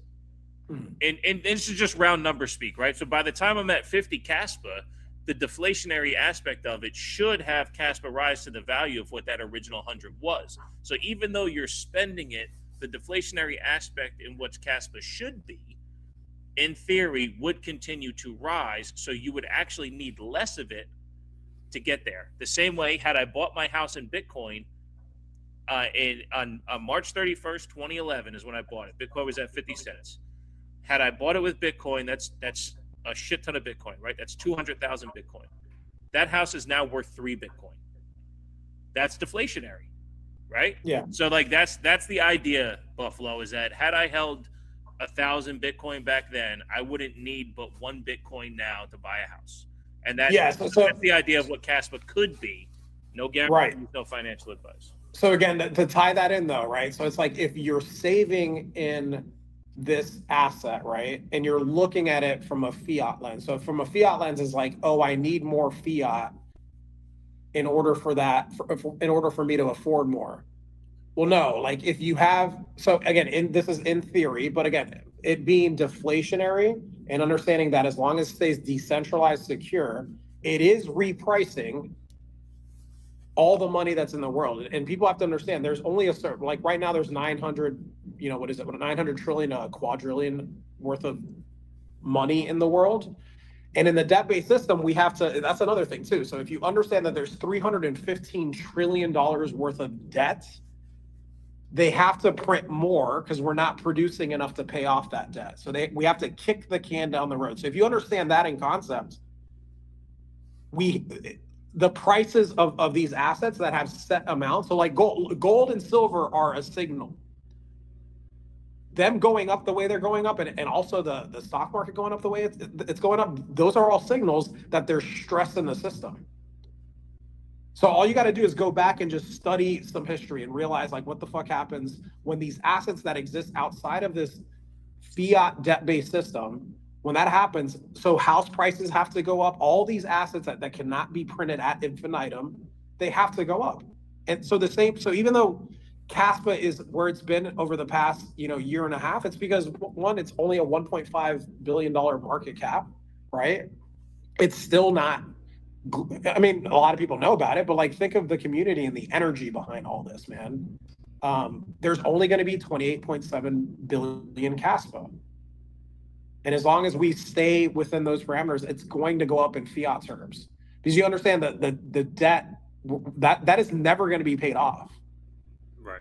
And the left and the right going back and forth, like, oh, we need to cut spending. We saw what happened with fucking Elon and all that bullshit. And dude, we're just repeating all the same stuff.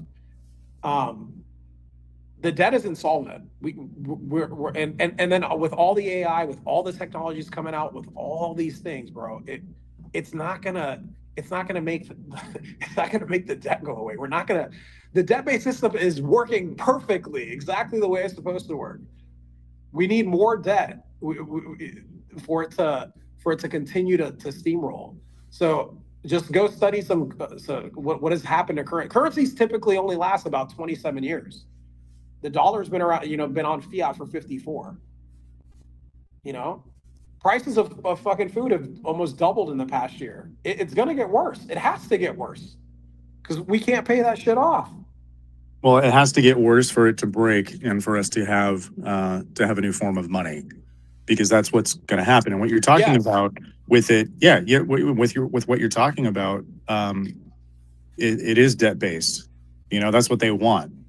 That's how this works, and you are right. So when you can pivot, like let's say to the Kaspa standard, you're removing that power from them, which is something they are not going to like. And we can see it with Bitcoin right now, of how many big buyers and big players have got into Bitcoin. And then we can look at what just happened when we were supposed to have a huge bull run, right? Like we were supposed to have the biggest bull run ever. And now we've got it pushed into 2026. And maybe we're going to get it. Maybe it's going to be as good as we think it is. I'm not sure. It depends on, at least with Bitcoin, the powers that be that hold it. So I don't know how much control they have. I don't know how much they own. I don't know how they're manipulating it. But from what we do know, is that they can't control every cryptocurrency in the top 100. Yeah, it feels like they're trying to stranglehold whatever they can. And I mean, for me, it's like forget about them controlling it, because this can only play out for so long. Like the numbers are the numbers.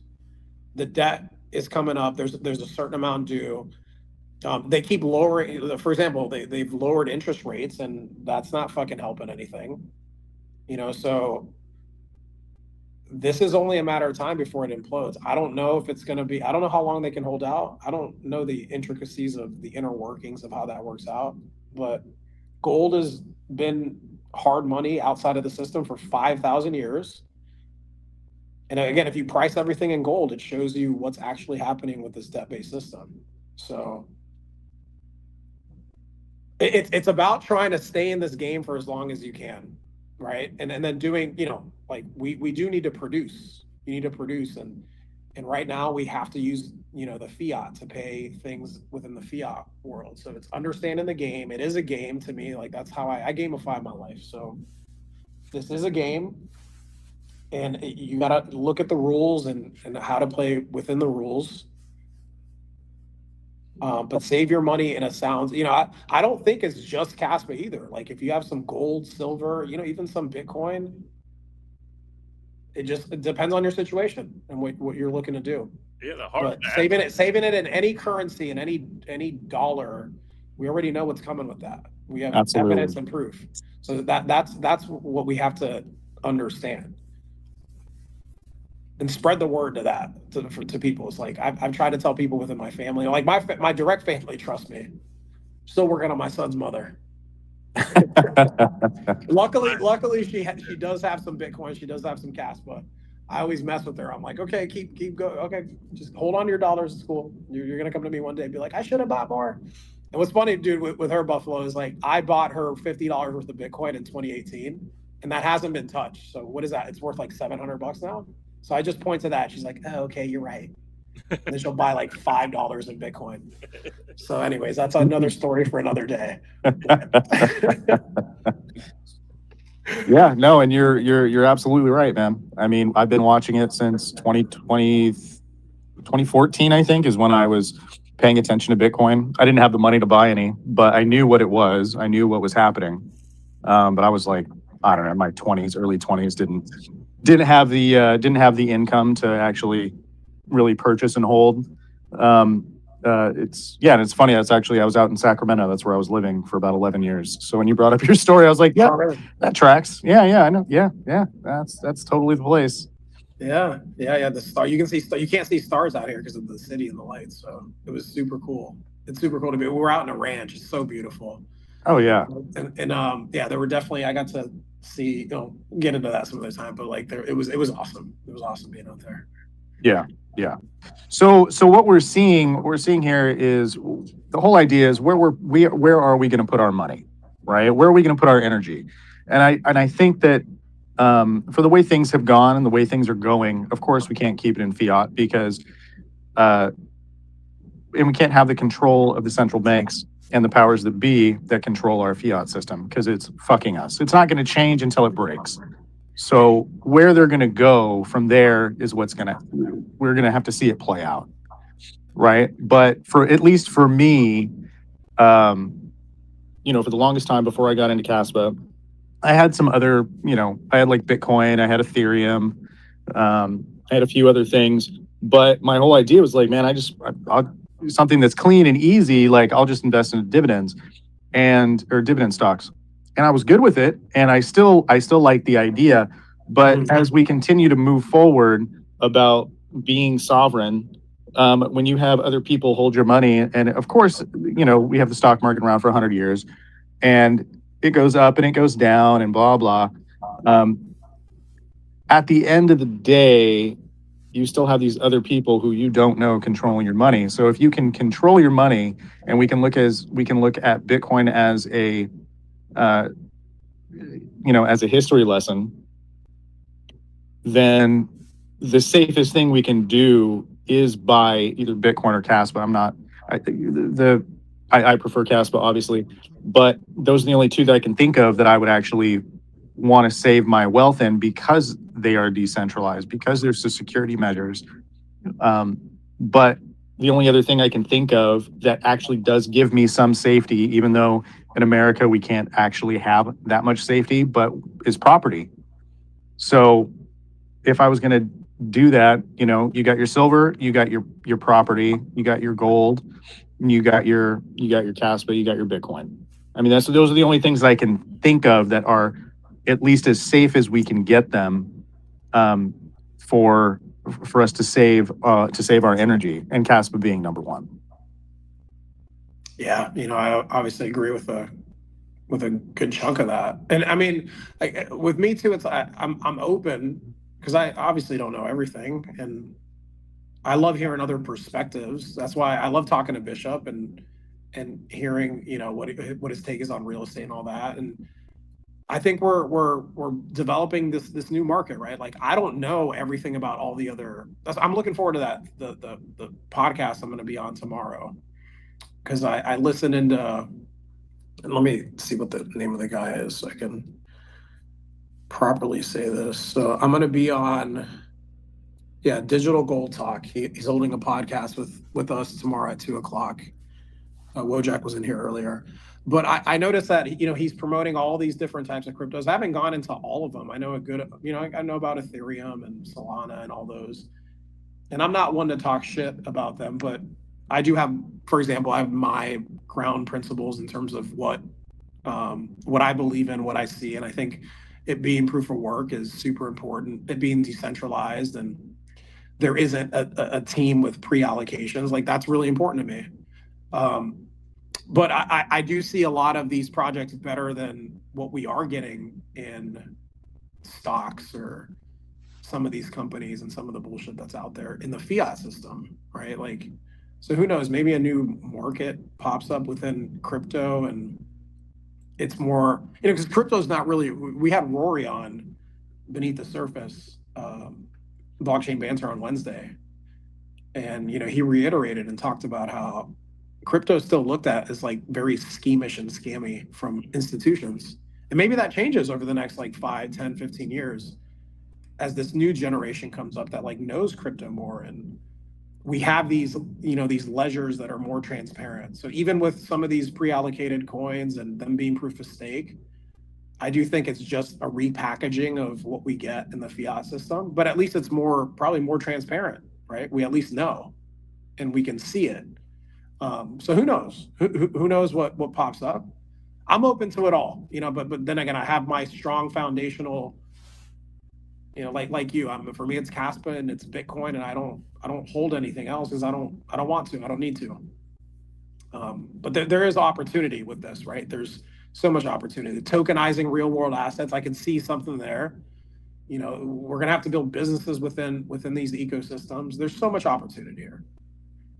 I'm just interested in what that looks like. That's why I was really excited for Rory on Blockchain Banter on Wednesday. He went beneath the surface, just in helping us understanding more of what the energy systems were like and how he planned on implementing it. Him and Odie had a very nice back and forth. Bro, that was hilarious. It was so good. I was texting Juan on the side, and I was like, "Are they on the same page?" I'm not too sure they're on the same page. But I had a different perspective. But what I found out through that conversation was, for every answer that you think you have, there might be another question out there that you need to find the next answer for. And again, I think that's where Kaspa fixes this, right? Like that's another saying we have on Kaspa Twitter, if you will. We're so early, and Kaspa fixes this because at the end of the day, like you were talking about, Juan, like the trackability of crypto does help things become more secure, which is something that I find to be hysterical, right? I want my sovereignty. Okay, well, the second they find your wallet number, they can find out everything you've ever done with it, right? Like, so it's a mixed bag. They won't be able to take it from you because they don't know your seed phrase, but they know everything you purchased, right? So all they have to do is find your custodian to your private, and then all of a sudden they know everything. But that work is a little bit more transparent than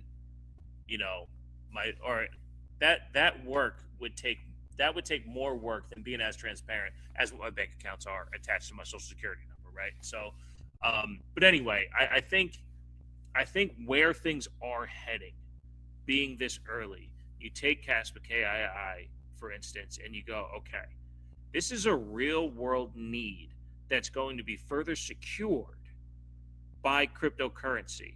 The only cryptocurrency that has the ability to do that is Kaspa. That's proof of work that can maintain that security. You can list their ledgers on any other crypto that has the ability to list ledgers, but none of them will be proof of work to harness that security. That's pretty fucking cool. And being that early, what else can do that? And this particular aspect, what I got from Rory was these contracts tend to get fudged. they tend to get manipulated. They tend to get fucked with. They're going to secure that information, so there's more transparency within that sector. I think transparency is a really, really fucking good thing because it gives you a true value to market. Anyone can inflate their prices, right? If we didn't have exchanges for Bitcoin, then I can charge you $1 million for one Bitcoin while somebody across the street is charging $500 for a Bitcoin. So having transparency in assets is a beautiful thing. It gives you a fair market value for what, and that's just going to help that sector boom, and move faster because all the bullshits of negotiations aren't going to happen, which I believe is kind of what they're talking about with trying to put the stock market on blockchain down the line so that there's transparency in real time of what these things are and that the manipulation can't happen as much. But in crypto, manipulation has a chance too because we're a $1.1 million market cap and we have a wallet that has like fucking everything. So whoever this wallet number one is, I think once they are revealed in some way, shape, or form, and we add some transparency to what wallet number one is, I think Kaspa can take off after that. Because until then, there's so much skepticism with that much of the bag being held by one person or one. What percentage is it? Of 5%. 5%. Yeah, I don't think it has that much of an effect, in my opinion. I mean, that's the that levels, man. What's Bro. that? Satoshi has that much Bitcoin. Yeah. Okay. But it's not 21 million. Yeah, exactly. It's 28.7 billion. I mean, I guess what we're at like 94%. 94% of it out. Yeah, I'm 90% sure it's KII. Yeah, that's who I think it is, especially after talking to Rory. Yep. Yeah, I think it's the KII. It's They're having like they're not even worried about the security budget. That's why he was butting heads with what I heard in that conversation was Odie was trying to get his what he wanted to hear, and then Rory was giving as much information as he can, like being like, hey, we're creating the market for this, and it's like there's a bunch of stuff there that we're not privy to some of the stuff that they're working on. So, I'm with you. Yeah, it sounded like Rory, or it sounded like Odie thought Rory was going to be the arbiter, the one who decides who gets the credits and doesn't. Which was the disconnect. It was like, and he kept saying like, no, we're creating a market for it. The market's going to decide that, right? And they're going to facilitate the transactions. But to be fair, they are going to be a company that is going to help facilitate these transactions. So not everyone has to go through KII to get this done.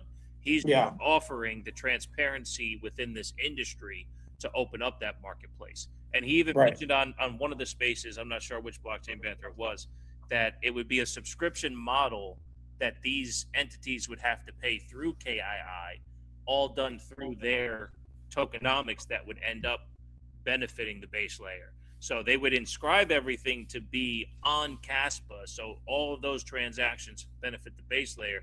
Plus, they're securing the information. I listened to Rory a couple of times. I think it's I know you did. But they're securing that information and they're doing it through their subscription service for that industry. They are not a regulator. They're not an arbiter. They're not a judiciary. They are simply going to be a company that's going to help standardize this industry through its approach to each other. They're not setting standards for the industry. They're facilitating the standardizing of to be set amongst what is needed within the market. Yeah, that's how I understood it too. And the other part that I heard, and I had a conversation with Odie about this too, but was like the way Odie was asking, where is that money coming from, the credit? It was just like, no, that we don't. It was almost like if Rory just said, we don't know that yet.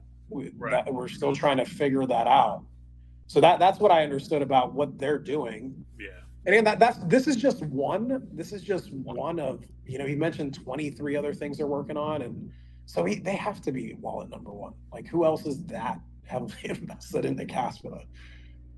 So we can't confirm that. That's just our opinion. 5% of $1 billion is $20 million. That's 20 million fiats.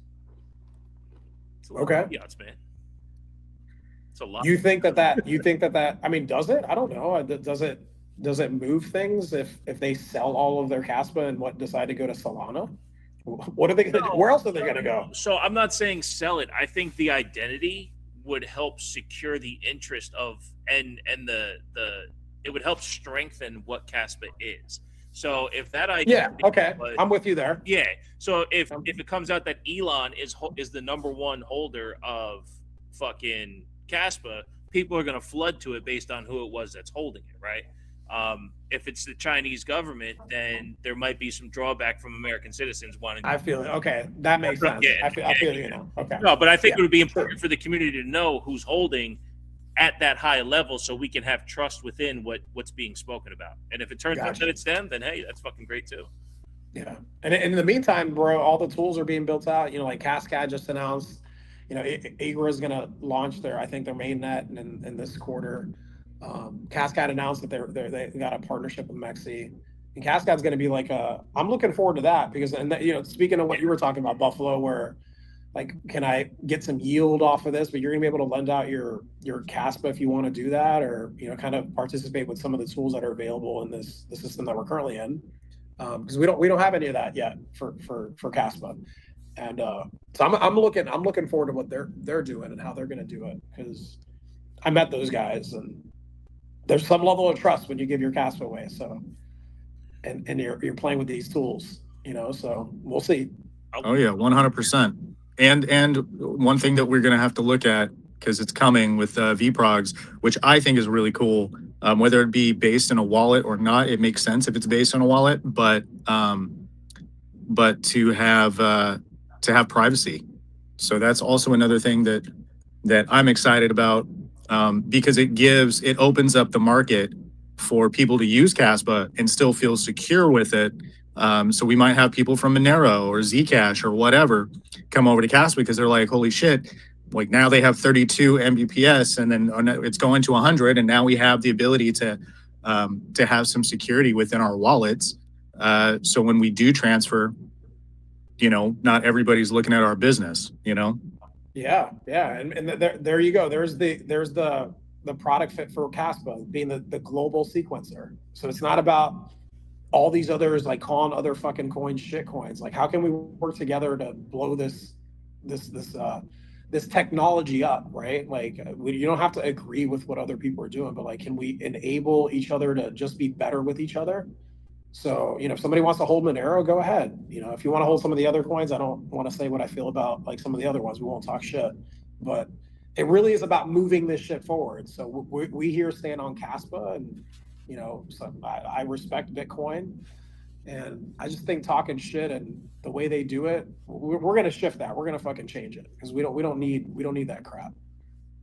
We got to talk about what's actually happening, the actual issues. So we know about the security budget. Caspa does need adoption. We do need to fucking use it. Like, all these things actually have to happen in order for this to take off.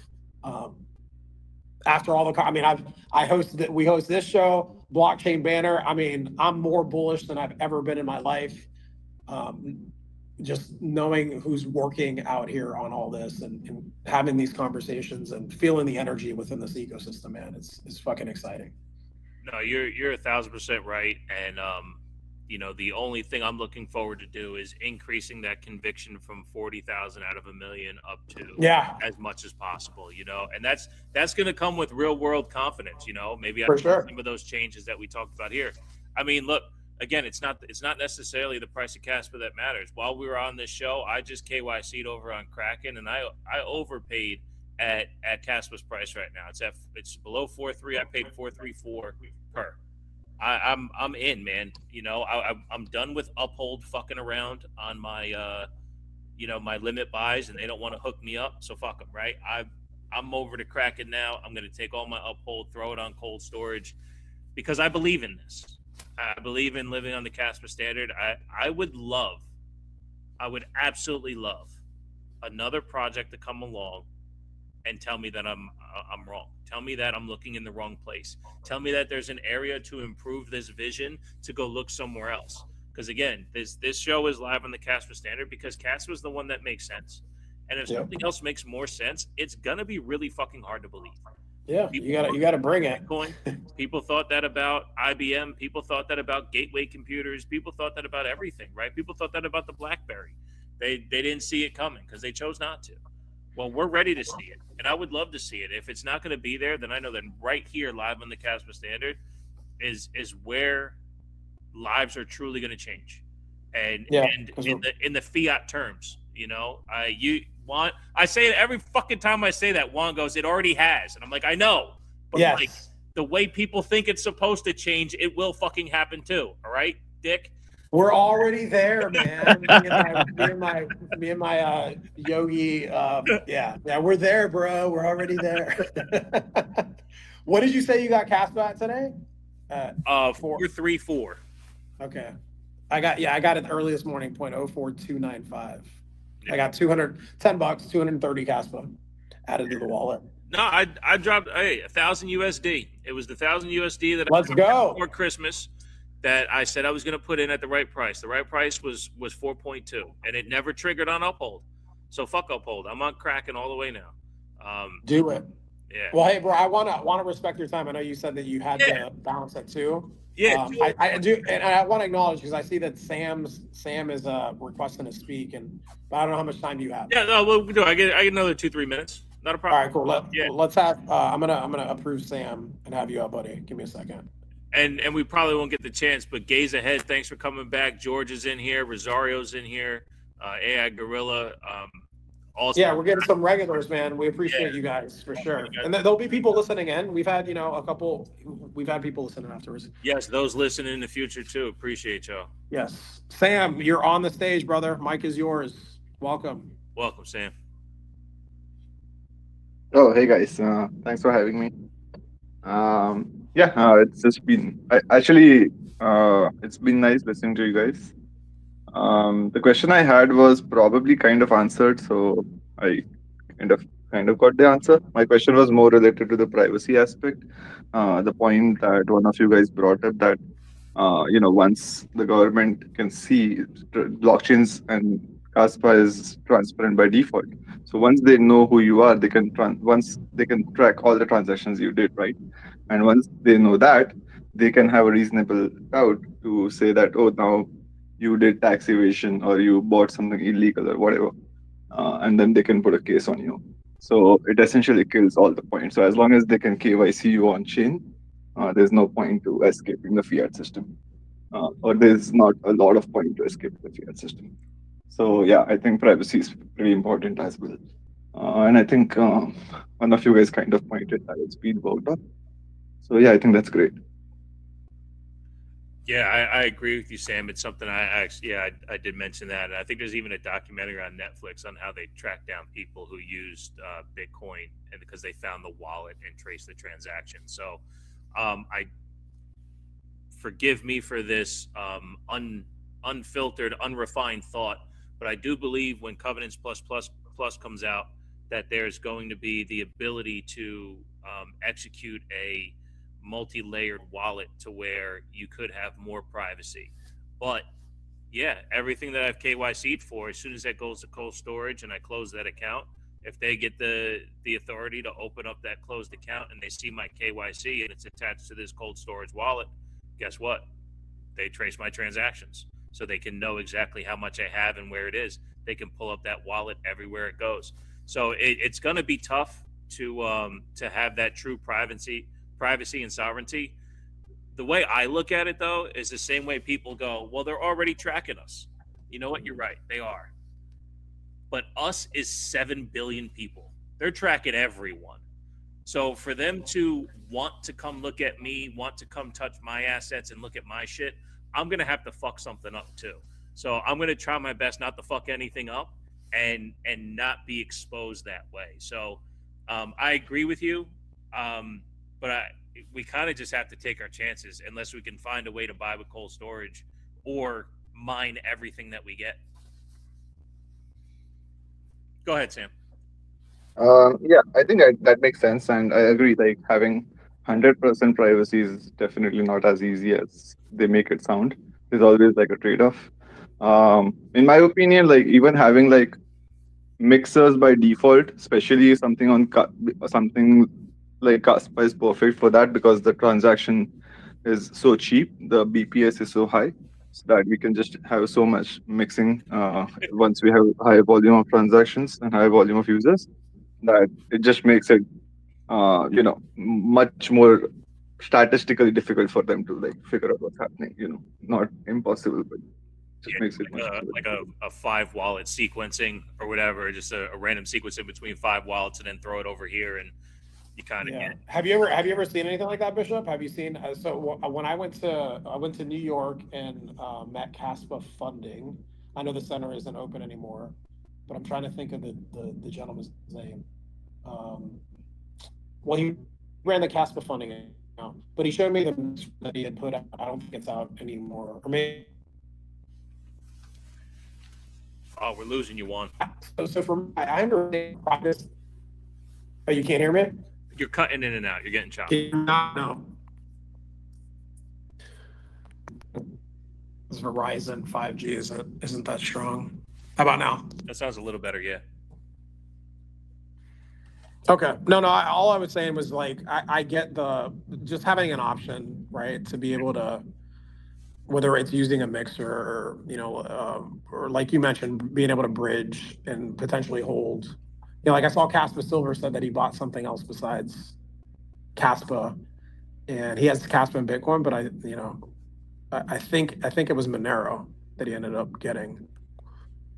He put it on queso. And I understand. And, yeah, he put on queso Monero. I'm sure it was- You might want to lean towards the window. That's like, okay.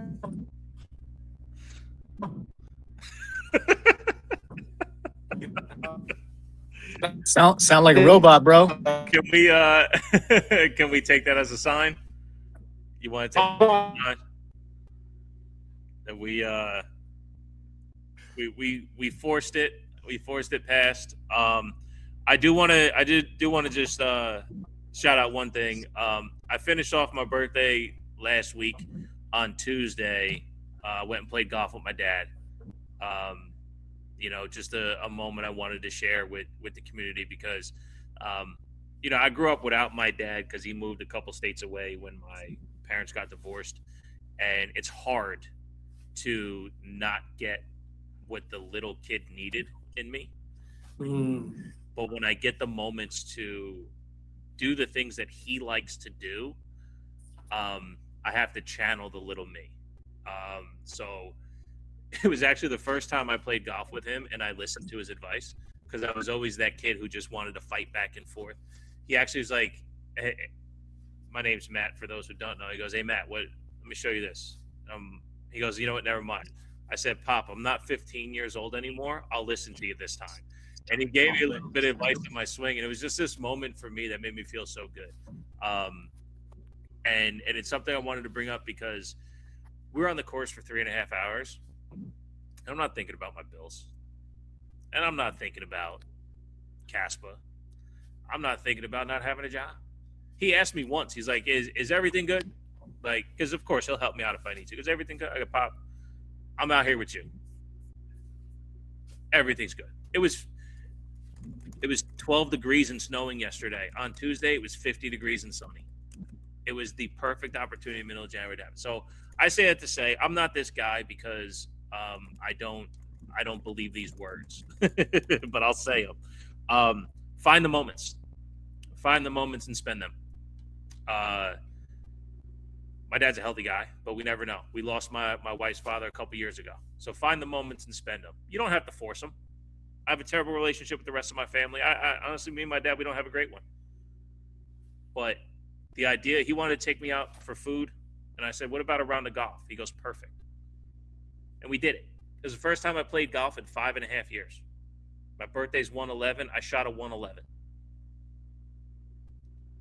As soon as I wrote up the scores and I saw that, I said, everything fits perfect. What are you going to do? We grabbed our balls at the end of it. Grabbed our balls at the end and we threw them in the lake. Just to have that day stay that day. So anyway, guys, I just wanted to bring that up. And then Juan, actually, I don't know if you want to do this, but I'll put you on the spot. It looks like you took a little bit of advice from Kaspa Silver, or a little bit of heat from Kaspa Silver.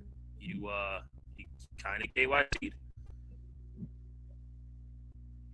Yeah, can you hear me? Yeah, go for it. Or no? Yeah, I got you. I think you can hear me, but hold on. Can you guys hear me now? Can you guys Yeah. hear me now? Yeah, you're coming through the spaces. Can you guys hear me on the spaces? Can you guys hear me on the cool. spaces? 'Cause I Okay, can't cool. hear anything. 'Cause I back. can't hear. Yeah, we can hear you. All right. So you're asking why? Yeah. So I have my full name out here, and I had my first name on here, and I just think with where I am in my life and what I'm up to and what I'm doing, it's just like talking about the full transparency part of this. I respect people that have to stay anonymous, want to be private, and all that, but I just think with how lucky I've been to connect with people the way I have within the Kaspa community, what the potential is of this, and where I am in my life. It's like I've been very blessed and fortunate, and my name is something that I struggled with for a long time, actually, because like I didn't have a great relationship with my dad, and so I'll share this. Me and my brothers, we all have the same first name and the same last name. So the reason I have my middle name on there is because my family, my people, they call me Juan Gabriel. So I'm Juan Gabriel to my people. And you guys are my people. So I feel super comfortable with the community and where I am in my life. I've fully transparent. And I liked Caspa Silver's initiative. I knew that he was Victor Resto, and we went back and forth on some conversations in the past. I didn't know he was going to do that or anything, but I was just like, yeah, cool. I'm here with that now, and you can Google me and look me up and probably find out a little bit on me now at this point. I'm cool with it. You're going to find some information in there. I have nothing to hide. And yeah, I agree with his whole thing with, not just standing behind the Kaspa logo. And again, I respect people that have to do that. I don't think there's anything wrong with that. That's where you are in your process. But some of us out here, we have voices in the community now, and I want to speak up and just like let people know who I am. And my name's really important to me and my family. So yeah, I just want to let you guys know who I am fully. That's beautiful, man.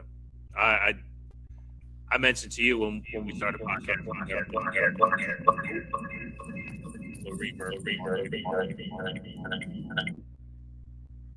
I had mentioned to Juan when I first started podcasting, I needed to stay 100% anonymous, and I just went by Bishop. And then there was a thing a couple years ago where I felt like an imposter, and so I put my first name Matt on there. My last name needs to stay for just a couple more years. But like that imposter syndrome really ate up at me because I wasn't acting who I am when I was just behind a name. I only switched it to Bishop because I was getting into spaces, and I would request to speak, and then people would go, Matt, and I wouldn't say anything because I go by Bishop online. It's been like that for 6 years. So like I just kind of I'm back to that route. But my name's Matt, and we are as transparent as we can be. And we will be here for you guys. Juan, you cool if I wrap it up? Give us a close. All right. We'll take Juan gave me a nod on video. Sorry, guys.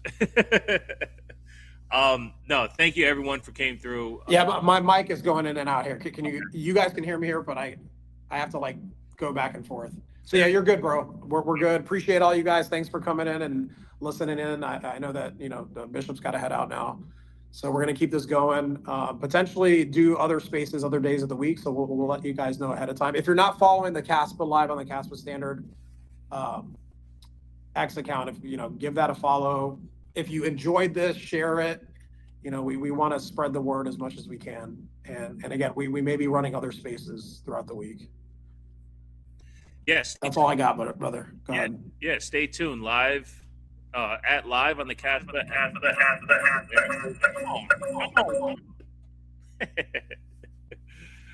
And we'll get all this shit sorted out too. I mean, this is the fun part of it. But live on the Kaspa S on Twitter. Today we streamed live on X and live on Vivor. We're going to expand to YouTube as well. There's just regulatory issues. That's what happens in the fiat world, right? You got to follow all these. Nothing's permissionless out here. But yeah, stay tuned. We're gonna grow as life grows, and we're really gonna try to meet as many people where they're at, and continue to bring some of you guys to where we are. So, with that being said, I am at TW Takes Podcast on Twitter. Juan is at Glitch in 888. The show is live on the Kaspa S on Twitter. Live on the Kaspa Standard YouTube channel already exists. So go to YouTube, like and subscribe, all that shit, so you know what's happening. And like I said, we were live on video on X today too, on live on the Kaspa S. So we're growing, and we're here to do it. So thank you everyone who showed up, all the speakers, all the listeners now and in the future. See you guys next time.